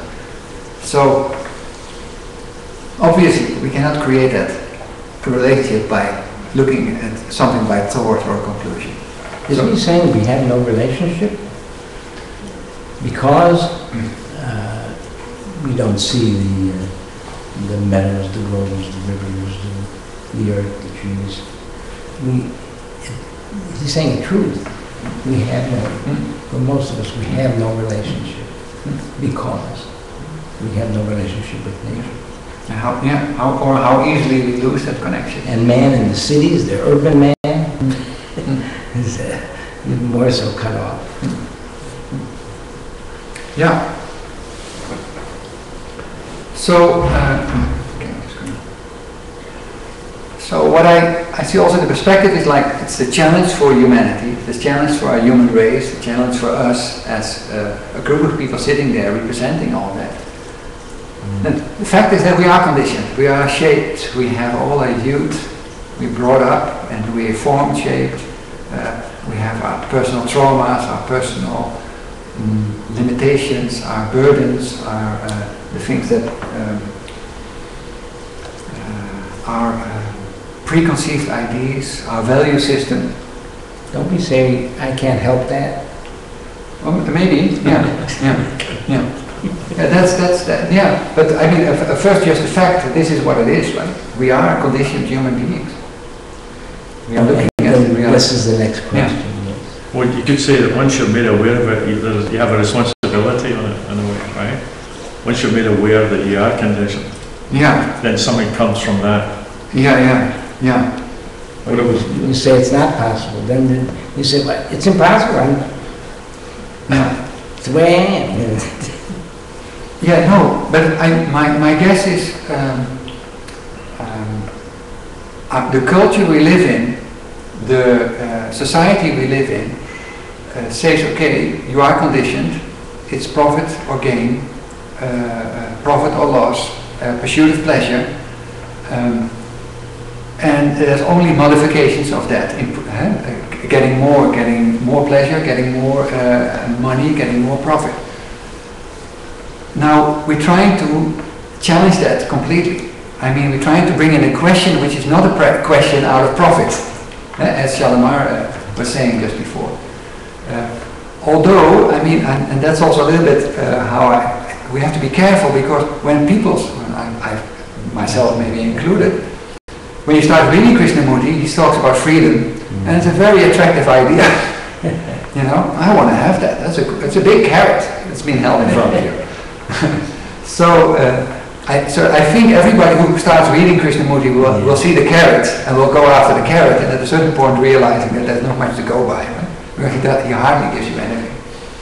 So there's an element of trying to achieve also within, you can have that also within Krishnamurti's work, that you're trying to want to be free, or I want to have a quiet mind, or I want to, and the same movement that we have in our day-to-day life, we can just progress or just continue in looking at Krishnamurti. So I think that's an important warning, because the brain that is wanting to be safe and wanting to experience and wanting to have pleasure will try to incorporate everything it meets into that structure. I think Krishnamurti said, I think I'm quoting correctly, the desire for enlightenment is the desire for permanent pleasure. Yeah, yes. So that's a big carrot, right? Permanent pleasure. Yeah? That's part of the conditioning, isn't it? Yeah. So we have to be really looking so we're not condemning ourselves, or we're looking, we're learning, and we're not saying it's right or wrong. But if we see that's happening, well, actually I'm after that big carrot, then it's good to acknowledge that and to look at that, right? To take that part, that's part of the exploration. But don't we find out that that second question is the impossible question? Isn't that the impossible question? Maybe. I'm beginning to see that the impossible question always begins or ends with, is it possible? Yeah. That's a carrot too. That's a carrot too, yeah, freedom, yeah. So, and the other challenge that's been put down by Krishnamurti says it's the responsibility of each human being to bring about his transformation, to look at this. And that's not a collective movement. It's really each of us who has to face who one is in order to... But we escape it and looking for the teacher, following the teacher. Yeah, if that happens, yeah, then you're enslaved again, you're conditioned again. That's also something very important in the work that I do. Counselling, when you're working with clients, is that you're not trying to tell them what to do, right? You're listening, you're reflecting back what they're telling you, to maybe give them some further clarity, but it's very important not to tell them what to do. But why? Why is that? Well, because it's really because of this. I think it's then they're just following a list of instructions, and they haven't really learned from it, right? If they come and they just leave with a list, that's quite different from leaving with some understanding about yourself. Yeah. That actually you've given them something back about themselves that they didn't know before, through what I've told you. Yeah. And then they can just see that little thing. So I don't remember these words exactly, but I know that I'm very careful about not directing them. Not creating dependence. Not creating, to give them information that they can then follow themselves. So, I mean, I'm paraphrasing here, so I mean, this is Jaap saying what he read in Krishnamurti, but I thought I want to put it out as an amplification, so okay, we have a starting point for discussion also. And at several locations, Krishnamurti, now what creates change and what's so important? He said, nurture doubt and discontent. He said, it's so important with young people, also in the educational discussion. Young people doubt, they are discontented, and that needs to be fed. That needs to be supported, and not the cultural movement of society to say, well, you're discontent because you don't understand, or you're discontented because, and you'll get over it when you get older. And that's counterculture, right? Our culture says if it has discontent, solve it, put something in place. So it's really, you start to turn it around, that's what is most uncomfortable. You put almost as, that's the most important thing. Discontent, doubt. And the other thing is, and it's several, I'm paraphrasing here, but it's coming out of Krishnamurti's work, that it's important to nurture fundamental questions, important questions. The question, who am I? The whole sense of who I am. What is loneliness? And loneliness we will go into later on also. It's a very important aspect. Is there a thinker inside me? The whole idea that I am thinking. And of course the big question, which is of course also coming out of Buddhism, what is suffering? What is human suffering? And I think that's where almost everything starts. So, suffering. And I think the whole, our whole questioning, all of our reading Krishnamurti, maybe even being here, I mean, it starts by human suffering and the fact that we are suffering.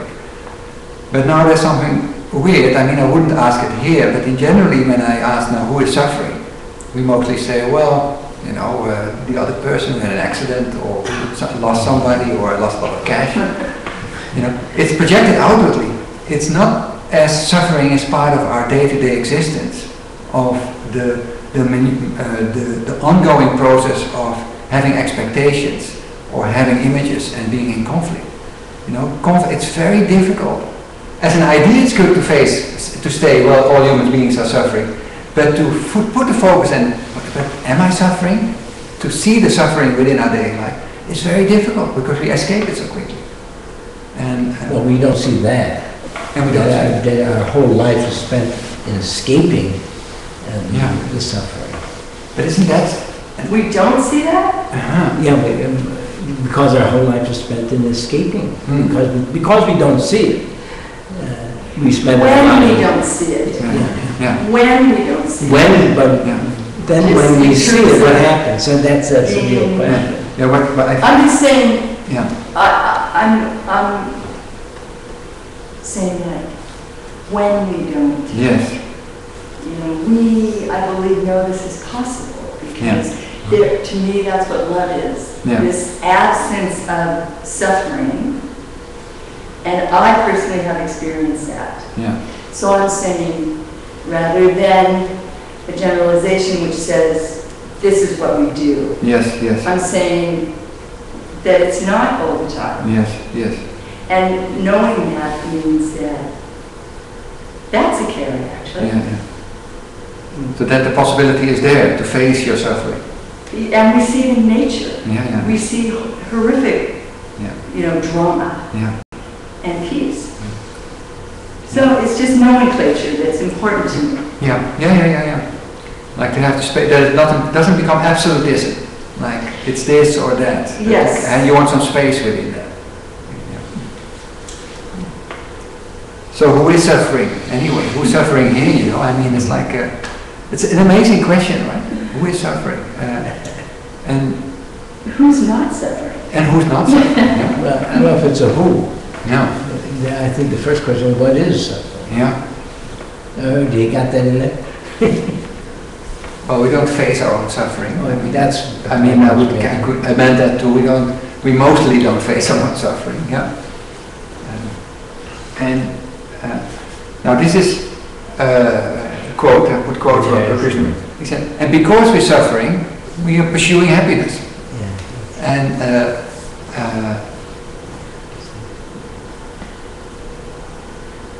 we go to the other end, so the opposite. We create happiness out of the escape from suffering.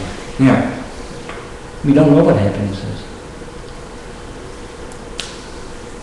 So we escape. We want to go to the opposite end. but what is happiness? Yeah. Escape from suffering. The end of psychological time.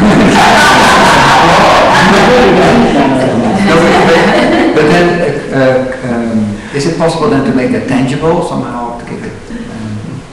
I think happiness is uncaused, and it's you come upon it. It's not a mental construct at all. Yeah. For me. Yeah. And how do you then relate like happiness or joy? Is that similar or? I think the joy of losing yourself in nature, for instance, what we were saying earlier, that there is no me here, there's just somehow I'm having this experience with this flower or something. Yeah. And that is, for me, joy. Yeah. Feeling a part of. Being part of it. Connected. Relationship? Relationship. Feeling, feeling connected, yeah. Feeling related. Yeah.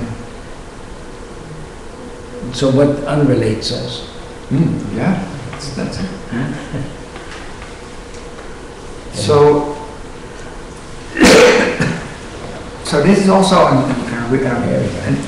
I found really fascinating departure of where Krishnamurti says. Because normally we talk about loneliness as related to suffering. And loneliness is a very important aspect of suffering, I guess. Mostly say, well, I'm suffering when I lost my partner. I had this wonderful relationship. I was so happy, and I lost it. The person left me, or I left the person. So loneliness related to other people. Now, Krishnamurti said, well, there's loneliness because you're isolated within thought. Because you're thinking isolates. Like when you're in nature, you're connected. But when you start thinking in nature, you isolate yourself again from that present. So that the very nature of thought, the very nature of thinking and being caught up in one's thinking isolates. And that is the root cause of isolation. So isolation is loneliness. And then he says, okay, so that is one mechanism. Because you are lost absorbed in your thought, you isolate. The isolation causes loneliness. And then he said, but then the loneliness is so unbearable, you want to get away from it. And the trying to get away from it is conflict. And that is the whole sequence of human suffering. Conflict comes, and he says conflict comes through consolation, explanations, etc. Trying to escape from the very fact that we're isolated. So isolation and consolation, how are they related? Yeah. Well, you want to give it a try? Well, so isolate, you mean you're set apart, you're isolated. Yeah. Consolation is, like the prefix says, you're with it. Yeah. So you want to get with it, but you can't get with it if you're running away from it. Yeah. If you're running to You get a sense, so when you say consolation, you get a feeling when you hear it. You're not really solving it in a way, right? It's the consolation prize, right? It's not the first prize, it's a consolation prize. So you're not really. When you're consoling someone. There's more than one person present when there's consolation occurs. Yeah, you get a telephone call. It's not a word that is a solo one. Well, when it's two or more. Yeah, when you're grieving, right? Somebody in your family passed away, and somebody comes and says, well, I was a good man. It's trying to console you. I mean, it doesn't help me with my grieving. But, right. I mean, with everybody. I'm not condemning any of that, right? Because I'm happy that somebody says something to me when it happened. That happened. But it's still, that's consoling. It doesn't really address the issue. Yeah. But it tries to pacify it. Right. Trying to, get the sting out of it. Hey, you're in pain. Let's get over the pain. Yeah, when Krishnamurti began a talk, I remember saying it, the first words of the talk was, why do you suffer? That was the beginning of the talk. Yeah. And to me, that was the important question. That was the heart of his talk. Yeah. I wonder if suffering comes when you give consolation, when you seek explanations, etc. When you give consolation, is that what you're saying? Or when conflict comes when you seek consolation Yeah. and explanations. Does conflict come when you give consolation, when you give explanation? Yeah. Well, it's tricky. I mean, if I give consolation to you, it means you're suffering. You've lost. I'm assuming you're suffering. Yeah. No, that's suppose I'm so. No, do the other way around. That's just a question. Yeah. And you feel that you console me. It means that somehow you move around what's really happening in me. Both are doing or escaping. Escaping, right? Yeah. Because I'm uncomfortable. I mean, somebody in your family died. I don't want to really dare to go there. So I'm trying to console you by saying I'm.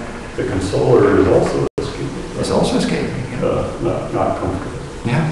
And providing explanations, perhaps? And providing explanations, yeah. Explanation means to smooth out, like a plane, like in a wood shop. You know, you plane out the you smooth out the bumps. Like you smooth out. So there's also a direct quote of Krishnamurti, and he says, well, to end sorrow is to face the fact of one's loneliness. To face the fact, and in this whole sequence you can see to face the fact of one's isolation, which comes about through being caught up in one's thinking. I was thinking when you talk, just going back to consolation and explanations, going back to the video yesterday about this is the excuse in a way, right? You talk this psychological time, but we say explanation, some explaining and putting it off. So you're moving into the psychological time. Yes, yes. We talked about yesterday about religion also, right? About this need for explaining something. Yes. Which actually comes through, is showing through this also. Yeah. Yes. Yes. So the very fact is that we all, most of the time, or often, absorbed in our thinking, in our thought, and isolated. And isolating it, yeah. Preoccupied with ourselves. Yeah. Thought isolated. And that's the cause. Yeah. And getting away from the actual fact. Yeah. So, and that isolation is disconnecting. When you're in isolation, when you're in thought, you're disconnected from the presence in nature. And that's the simplest way to look at it. But also of relationship. How do you face a fact? How do you face a fact? Yeah.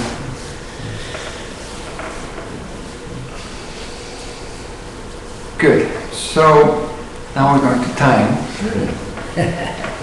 Chronological time. Is it Dali? In fact, it's a title. It's something about time. Yeah. Actually, I don't think they call it Big Ben anymore. It's Queen. It's some terrible Elizabeth Turner or something. Oh yeah. Oh my God. Yeah, they changed the name. They changed the name. The Big Ben. Okay. The Big Ben. It's not Big Ben anymore. I'm sorry. We're suffering now, right? So I just put this down here just to keep them really separate. Like when we talk about time, the clock, the watch, etc., we're not talking about that, right? Inevitably there is the Earth evolves around the Sun, and now Milky Way is expanding in the universe, and that's all somehow related to the pendulum, the swing of the pendulum. But we're looking at psychological time, which is related to thought. Which one is psychological time there? In the middle.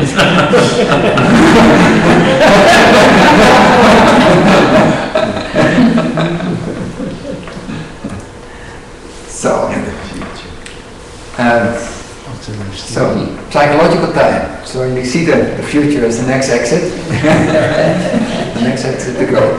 Future, present, and past. I mean, that seems to be how we are in our brain, right, or in our psyche. We're chewing over our past, which is happening in the present, the chewing over, and in that representing the future, how it's going to be. What are we going to have for lunch? Or something like that. Or, but you say that means that you're never in the present. Yeah. You don't that's the facing of the fact. We don't face the fact of being in the present. We're always projecting the past into the future, like what's next. Yeah.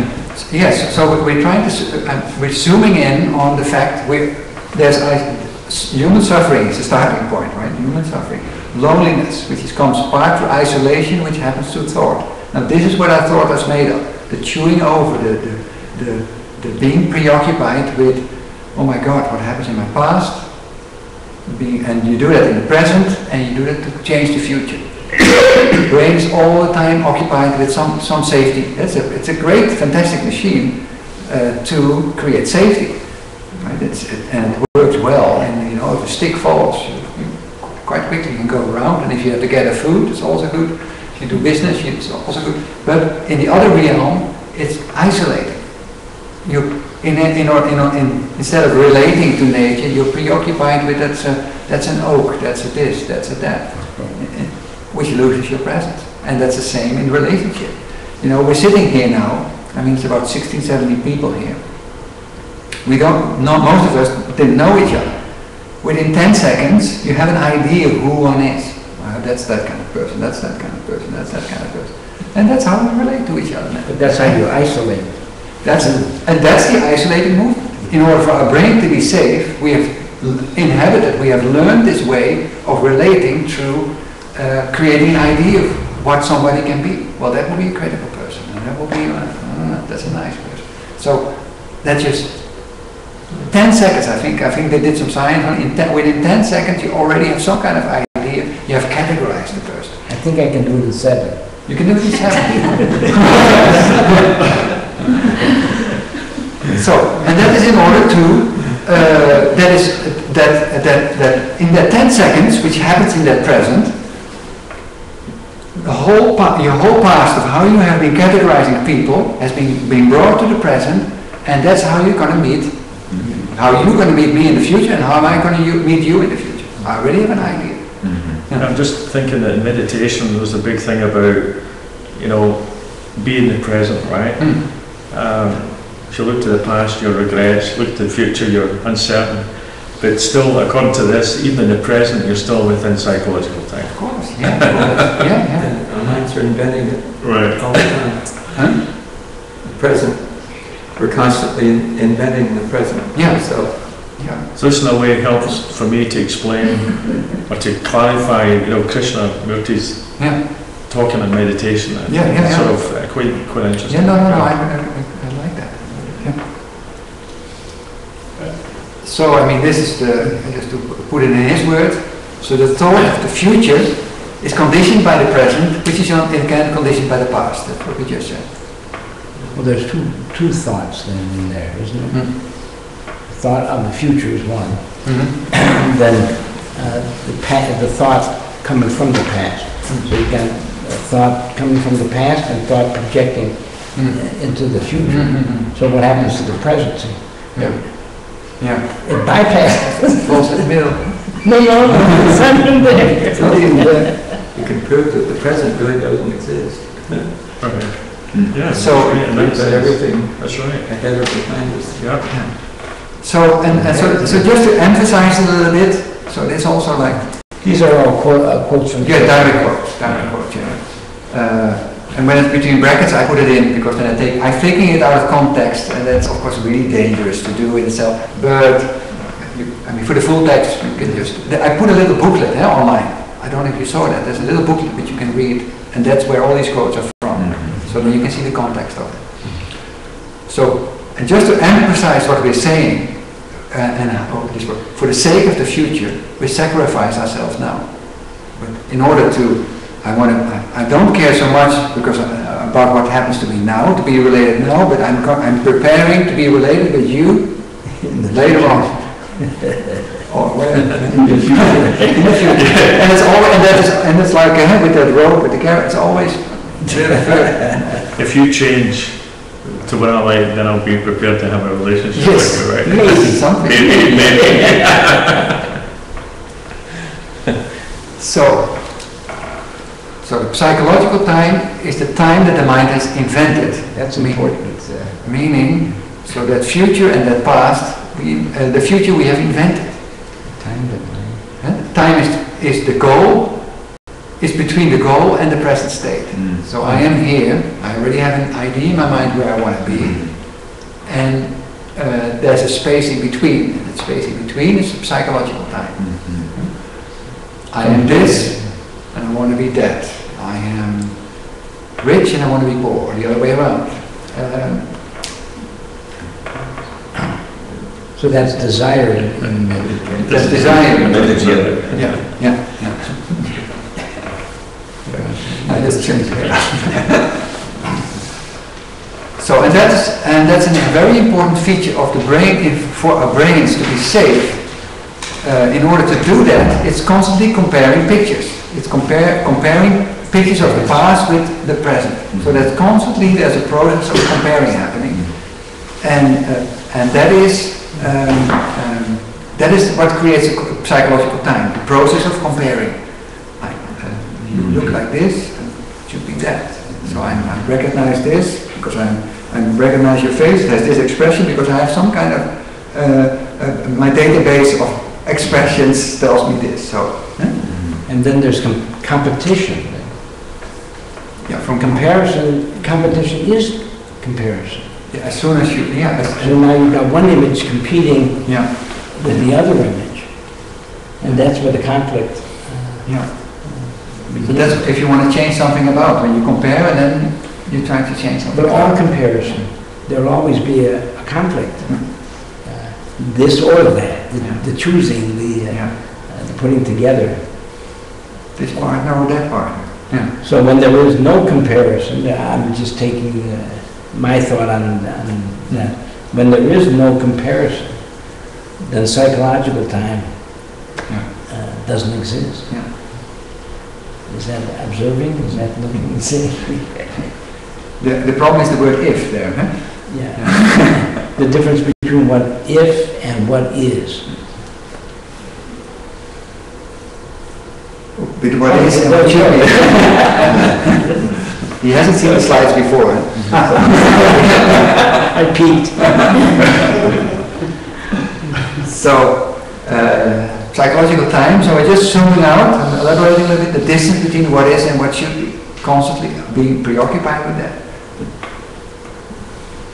And the conflict, the competition, the contradiction, the battle between what is and becoming what should be. That's the output. And you can, and of course this requires, and that's why we also get back to meditation at a certain point, this requires that one starts to look at one's own thought to see if this is true. I mean, we shouldn't accept that this is true, right? I mean, this, you have to experiment with that and look at that and see if this is so or not. So, you're angry, and I think I know that guy. Yeah. And so actually, I'm going to say, we originally made slides for New York. And in New York we had Woody Allen here, who was very angry. Then I had to do it in China. I said, well, they don't know Woody Allen in China. So when I looked on the internet for an angry face of an Asian person. So this is the face I found. So what does this person want to be? Obviously, he wants to be like this. So the contradiction, the battle, I am angry, I am in conflict, I am violent, and I want to be, well, doesn't it look good? So between the two pictures is the word how. Maybe, yeah. How do I go from that to that? Yeah. If you're comparing and you have this image as the one you want to pursue, then you put the question how. Yeah. And then you ask someone to tell you how. Yeah, that's the next step. That's the next step. You look for a bishop. A minister or a bishop. But I think when you ask, did he not say at one point, when you ask how, you're not listening? Right? Anytime you ask how, you're not, I like that in a way, you're not listening. The issue with the question how is an ongoing, in all Krishnamurti's work, how dangerous it is to use the word how. Because the how means that you have some kind of system, or you're going to ask somebody to tell you what to do. That means you create dependency. Dependency. And when there's dependency, you're not looking anymore. Right. You cannot be in a dependent relationship. You won't see nature. I mean that's obvious. Well, you won't see yourself.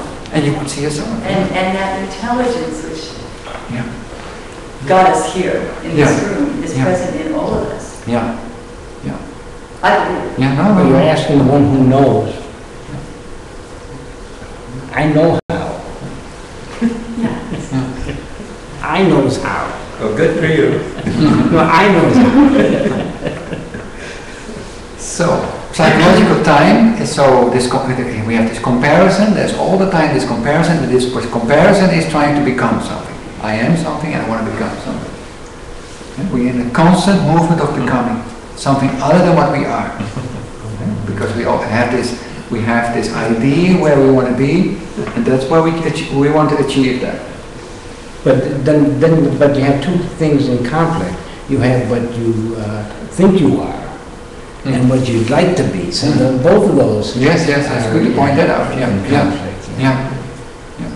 That there's already some kind of judgment about what you are, Yeah, which is right. compared with what you want to be. What you want to be. Yes. Judgment. So it's both actually of those. So the conflict is between two ideas. That's two correct. images. Yeah. So that's an important aspect. So I will be just to emphasize this. I will be something tomorrow which I'm not today. Why wait for tomorrow? Yeah. That's never known. So, to reiterate, this process of becoming is human suffering. The distance, the time, becoming is human suffering. That's an equation. So actually that gives us another little dimension to the word suffering, right? Because generally when you hear the word suffering, because the first time I heard that a couple of months ago from Krishna, I said, well, I haven't really suffered in my life. I mean, I've had quite a good life. Yeah. So there's a denial? Is that There's a denial. But it's interesting to see it. I mean, this is a different way of looking at suffering, right? So how would you summarize that? Well, this yearning to be something else. Yes. Actually is suffering. Yes. Right? This constant movement towards something that I think I should be is suffering. But towards something and away from the truth. Well, away from what you are right now, right? I mean, if it's saying I'm becoming, so if I look at myself, I want to do this, I want to do that. Yeah. Right? Yeah. Is that creating suffering? I don't feel it's suffering, right? But it's quite interesting to see it. Yeah, and I think what is important here is that automatically what our brains will do, they will say there's an object of suffering. The suffering is in I don't have money. Right. It doesn't see that the conflict is created in the comparison. Yeah, but it can even be more sort of dangerous than that, because suffering, you know, you can say, well, I'm suffering, this is a pruning, right? I'm being pruned. This is the preparation I need to go through in order to, right? So you can actually come up with quite inventive justifications to sort of smooth it out a little bit. Yeah. Coping. Yeah. What's a coping saw? I remember I had a coping saw in wood shop. You cut out you're going to cut out the suffering. How do you cut out the suffering? So actually, I'm just saying this to myself, but so this becoming, I know it says becoming is suffering, I can see the words, but this actual experience individually of really effort in a way, or effort or becoming actually is suffering. Is this a good moment to ask also some other people, maybe they want to say something where they are? Or well, you can put it in terms of expectation. Each day you go out with a certain expectation that things are going to happen okay. Next thing you know, you may be in an accident as you're backing out your driveway. You weren't expecting it. See, and as a result, you start to suffer because suddenly your expectation of a peaceful time has been blown away. And so, the expectation is part of your becoming. So the resistance to what life presents. Is that what you're saying? And it's our expectations that make us suffer. So there's also comparison again. What you expect between what is. But you're saying all becoming? All becoming is suffering. But this is saying, maybe I'm taking this is saying any becoming is suffering, right? I mean, to become better is suffering, right? Who wants to become worse? Well, no, it's just again getting away from yesterday when you talked about just looking at it. I have a problem, you just look at the problem, right? I'm jealous, you just look at, that's what I am. You don't go into this whole thing that it's bad or it's whatever, or this is just the way I am. So the suggestion here is that any becoming, any effort to become, you're suffering already. Just like to hear from some of the others, just to check in how you're doing. And they're suffering. Schellmeyer.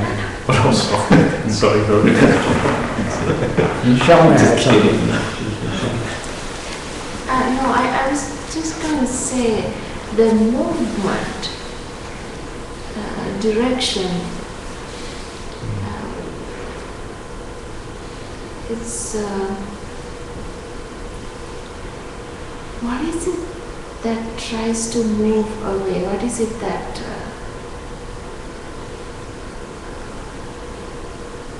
something is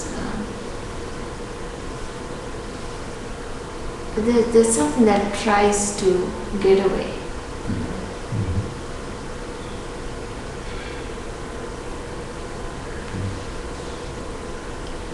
What is that?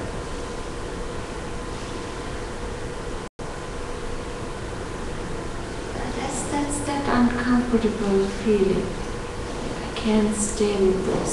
There is the suffering, you know. We don't, like you when you started. I don't see that I'm suffering. I mean, I see the suffering in others. You know. But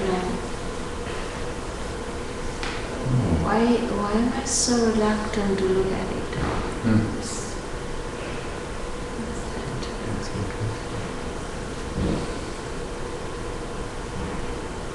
I don't want to suffer, yet you know, I don't see my suffering.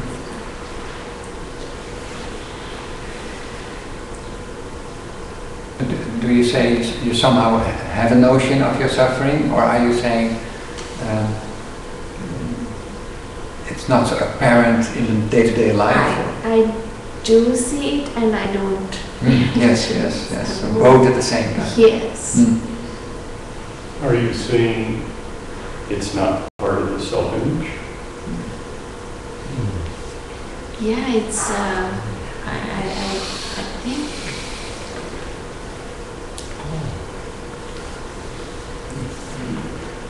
yeah, I don't see it. Sometimes I see it, you know, the self-image. And the thing I noticed I don't. It's almost like, why is it not so clear to me? Maybe that's my conditioning, yeah, but I'm making this. And if you have to answer that question yourself, what would you answer? Why is it not clear? Yeah, why is it not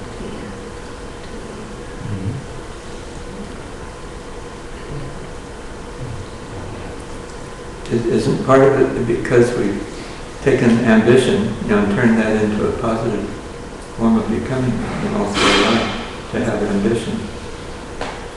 It's a movement of time that I'm caught in, you know. It's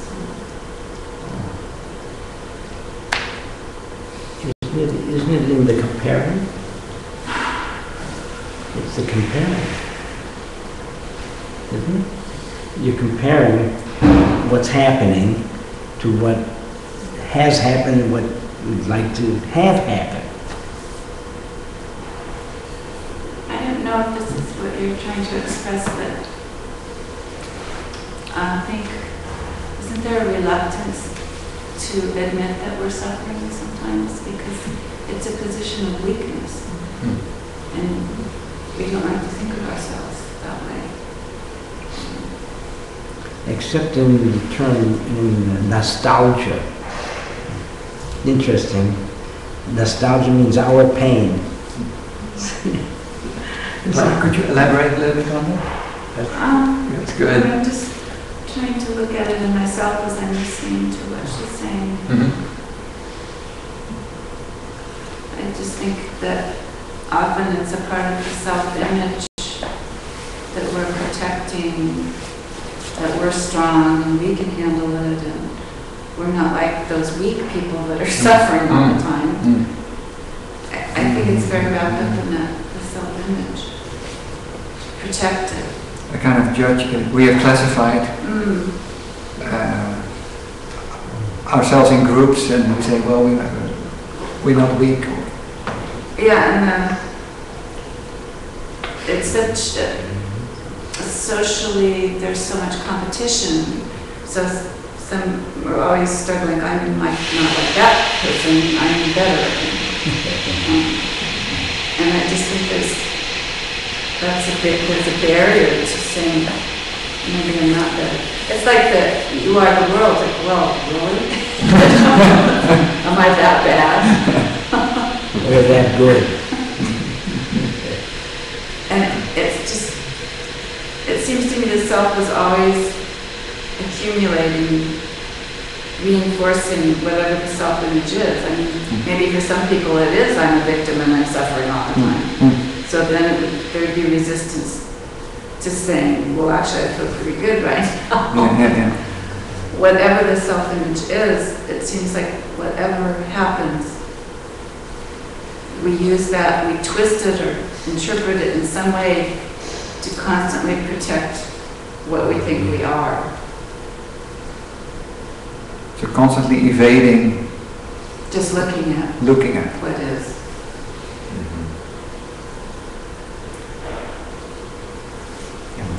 So then I guess the question goes back to this, everything is, if we're talking about the self, then we're going back to the condition, and then it's always seeking the identity of going back to who do we think we are. So we're always scraping away, but there's so much information in the software in the head as to who we are. So really suffering, becoming a suffering, but suffering is really that sense of finding that identity of who I am, but in searching for who I am, you're still back to your self-image. So how do you scrape away, so there is no self-image outside of just say a meditation. So in other words, an existing non-self-image. So you get up and go to work on Monday, so you get away from what we call suffering.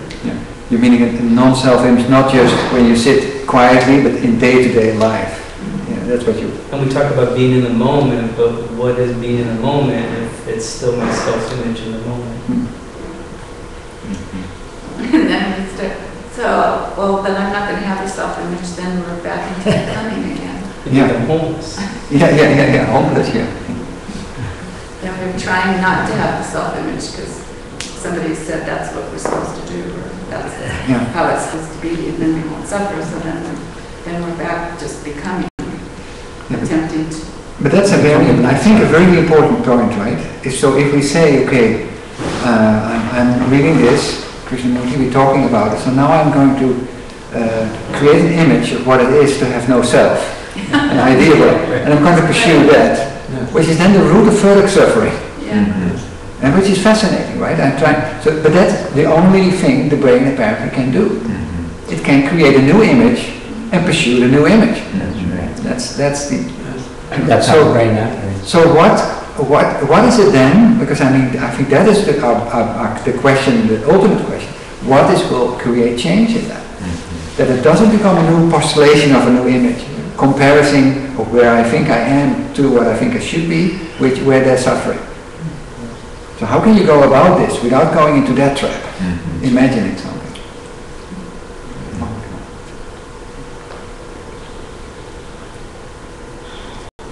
It's difficult to state anything without turning it into another way of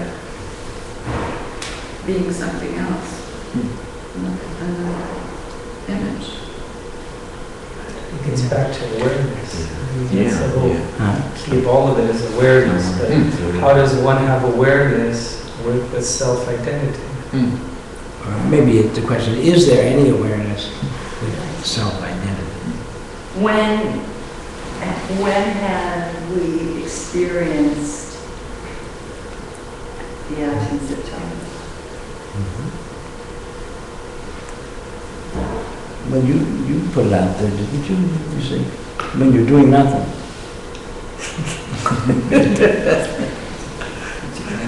No, I was just thinking, listen to the conversation that for me, the way I'm at right now is just, I'm saying I don't know what suffering is because I had a view of what suffering is, right? Generally pain, emotional pain, and then just the offering is becoming is suffering. So even the attempt to change that is suffering. So right now I'm just resting, and I don't know what suffering is. Yes. But it's a start for me, and then I'll see what comes of that. Not even asking the question. I'm just saying I don't know what it is. Which is kind of cool. But then I think it gets to the next level. I mean, we're dealing with the mind here, the psychological aspect of time. And then we have to get to the physiological aspect because we're biochemical reactors. So if I take Prozac, I can end my suffering. That's right. So if I take ecstasy for 5 hours, I can be really happy. So, I mean, we're striving for the happiness, but we're talking about changing the mind, but we're still chemical reactors. So we have to get the chemistry. So we take a pill today because we can. Or we find a relationship because it gives us an endorphin rush. We go to the gym, we do something which biochemically changes our state of mind. We're jogging, or we meditate, something changes our biochemistry. And I think that's something we need to delve into because we're erasing that by looking at the psychology aspect of it. Yeah, I think that's an important thing, right? I mean, and that's also what, when we were probing a little bit into what is happiness. So is happiness the absence of the physiological chemical imbalance which is in the body? Is that what we call happiness? You know, like when I'm feeling happy, I mean, there are all kinds of substances in my systems that make me feel good, right? And so, are we saying the ending of suffering is the ending of this kind of chemical poison, being poisoned, or whatever, imbalance, or whatever it is? So, is that what we call end of suffering? Or even if you take Prozac, the physical manifestation of that is gone, is maybe sedated, but the comparison is still there. The brain is still habitually comparing between what it is and where it should be. And isn't the choice that for those who didn't see the video yesterday, there was this moment when Krishnamurti said, at that time when this train of responses was about to start, you attack the moment, right? So wouldn't there be a choice based on, I want to feel better, that I'm going to take this Prozac, is actually setting up suffering, no matter how good I'm going to feel, or something that hasn't been addressed. Yeah, I think I'm getting on, how do you say, I just don't want to make a generalization when somebody chooses to take Prozac. It's not a judgment, I'm just asking about that moment when something is saying there's a better way to feel than what I'm feeling right now. I mean, obviously it's not needing the actual process, what's happening. I mean, nor does LSD, nor does any other drug, because the root cause, which is isolation within thought, which is comparing and therefore creating suffering, is not being addressed. It's been subdued. I think it comes down to the facing the fact. You don't face the fact. The fact is what is. What's in front of you. We're always trying to escape facing the fact. But staying with the fact is a possibility that suffering but doing nothing and just being with the suffering, right? Isn't that what the doing nothing? And just the doing nothing without having a positive image of I am this and I'm going to the doing nothing image, and my brain is occupied itself with, this is doing nothing and this is not doing nothing. But then you're it's a fantastic trap again. More conflict. So I would just want to check in with you, Bob. How are you doing? I'm not asleep yet, but you could ask me every now and then. No, I'm not much on brainstorming, to tell you the truth about it. Anything else you want to bring in, or something that comes up? No, I'll jump in. It's time. Okay.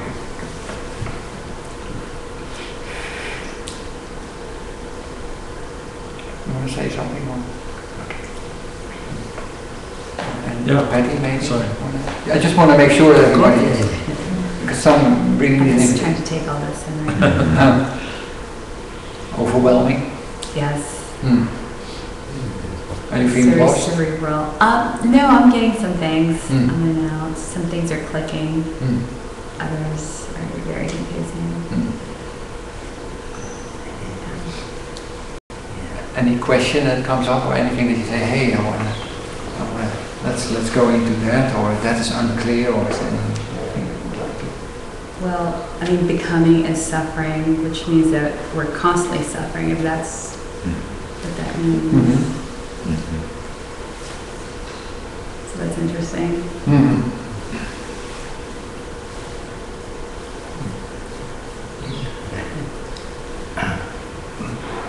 So yeah, there's then becoming such a deep-rooted habit or psychological pattern in us, in all of us, that we're not even seeing it, or just we can't really see it maybe. Yeah, I mean, how I understand it, and I think it's like, okay, we have an idea of what we are. We have an idea of where we want to be. And suffering is in trying to become from where I am to where I think where I should be, which is very deeply ingrained. And I think that is how our brain, from age very young, is being trained to be safe, to create this. I wonder if it helps to bring in conflict, because somehow I think you're saying you're having trouble grasping this idea of becoming a suffering. Yeah. Somehow it's very abstract.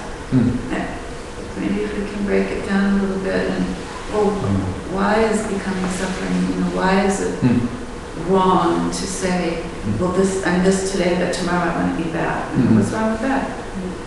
Well, there's a conflict there, because I'm not that, and I want to be that. So to me, the suffering is in the constant conflict. There's a tension always. And then if tomorrow we're not that, we're disappointed, we failed, something's wrong, I have to try harder, whatever. And I don't know if it would help to try to think of a specific example. You use anger. Yeah, I have anger actually here, Anger. Yeah. I lost my temper and yelled at somebody today, and that's awful, I shouldn't do that, and I'm going to stop doing that tomorrow. And then maybe tomorrow's okay, but the day after that we get mad again and lose our temper again. So we're always fighting with ourselves. Anger is an issue for me. We're very conditioned not to just be with that really uncomfortable feeling, anger, and just be there with it. We think we have to suppress it, we have to do some little exercise that somebody taught us about suppressing anger. So we're constantly fighting with ourselves. There's a constant war going on within us. I guess one of the things which is where it becomes a little bit, we're so accustomed to this process of comparing within ourselves that it's like in the water, it's always around us. That's how this is life. I'm comparing. I mean, I should understand this. And there's already a kind of ongoing conflict, of course, not on the level of real big conflict, but on a tension within oneself. That I think I should understand something. That's I am this, I don't understand, and I want to understand. And so our life is a whole chain of these kind of little events where we're comparing. And not only our conditioning, but one of the things, you used the word absence. One of the reasons I love coming here is because I feel in life in general that I'm constantly being bombarded with false instructions. So it's very difficult to kind of wait a minute, let me just see what's happening, because there's always 20 voices, the radio, whatever, the internet, all these different things, people telling us their beliefs, telling us we have to do something, A, B, C, whatever it is. Not to mention the conference table that sits in our heads. Yeah. Right? And that's internal and external. The external noise and instructions telling us we have to be something else or do something else just reinforces the conditioning that we've grown up with all our lives. This reminds me again of this question that I was thinking about earlier, which was, what is it like when this is absent? I think that we've all known this as human beings. And that seems to me to be a place to explore. What do you think of that question? I'm wondering what people, because I'm not sure I'm articulating it in a way. You're saying all of us have some kind of memory of being connected or being spacious. Or we're not becoming. We're present, and I have felt it here. Yeah. We could actually also get caught up in trying to pursue that as well. By saying, okay, you know, I've experienced this, how am I going to get to that again?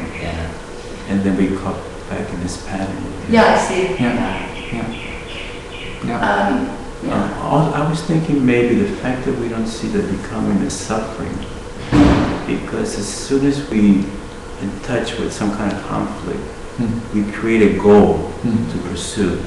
That goal placates the suffering. It drugs it and it numbs it, so that we're optimistically pursuing something that is taking us away from the suffering. So we think like by getting kind of this, excitement of the goal. Yes, that's right. There's something that the carrot. Yes, another thing. So that we're never with the suffering because we're pursuing one thing after another all the time. So that is ideation, would you say? Would you say that's ideation? No, I think that's a pattern that we've gotten into, that the moment we're dissatisfied, we project something that will bring us satisfaction, and then we set up a plan to pursue that. And that plan then takes us away from that. So, and it's like a drug. You've already drugged yourself into pursuing something. So you're not with this stuff. And also, maybe one thing which I think is important in generally, I think becoming and suffering. I mean, I put that statement down there on the sheet, and Krishnamurti maybe says it, but leaves the option open that he might be wrong. I think we shouldn't start looking at life to what Krishnamurti says. I mean, we're using the words only to start looking at these processes, and if we arrive on something else, I think we better accept that. I mean, we shouldn't take these words for truth or something. I think, and even within Krishnamurti's work, you would say that no, if you accept it, you're lost also. So, the most question. I mean, it's not so much how do we get to there. This inquiry in my mind is about what is it? It's not from fragmentation to wholeness.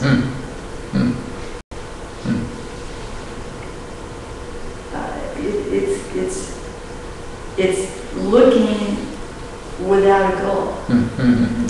That's what I'm thinking about.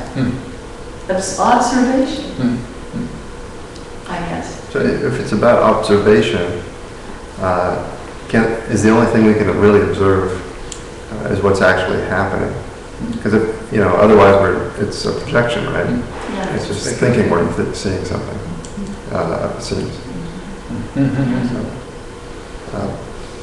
But it seems like we're, at any given moment, we're underway as human beings, as our thinking, our habitual, mechanical way of being, right? Just thought, all that. And then it seems like not being present to that, not being in contact with that, in part by, we've separated ourselves, and now we want to sort of take the reins. And so we've got another layer on top of that, right? Yes. So not even, first of all, being in contact with it, you know. So you're saying, I mean, when I'm just reflecting back, you're saying, well, first we found ourselves unconsciously suffering, and now there's another layer of consciously suffering, where we more or less have an idea of what this process is. But there's another layer who wants to change the suffering, right? And which is creating more conflict. Seems that way. Is it? Well, yeah. Do we want to change the suffering, in fact? Or what? So, yeah, now let's get back to the first bit, because we said suffering is in the comparison between what I think I want to be, what is and what should be, right? Comparison between these two things. And what we're seeing is that all the time we're active in the what should be. That's where our brains are preoccupied. What should be? This meeting should be something else than what it is. You know? Or my life should be something else. I should have much more money, etc. So that is the suffering is in that movement. We never move to what is, which is that I have an idea about what I should be, or an idea. You know, I move away to trying to accomplish it, to going to the what should be. So so if we say we end suffering, we somehow want to look at is it possible not to move away? Is it possible to stay with what is? To get in contact. Is it possible for what we see as suffering to be something else? I'm just trying to shift it for my purposes into a space of not having it be about getting anywhere. Yes, yes, not yes. have it be about shattering anything. Yes, yes, yes, yes. And I'm wondering about yes. the exploration. Because getting anywhere, trying to shatter something is again effort, is again conflict, right? On top of what we're doing. When you say, would you say, look at it as suffering, can we just look at it without calling it suffering? Is that what you're? I'm not sure what I'm saying. Well, when you said that, I thought, we all have really negative associations with the word suffering. We suffer from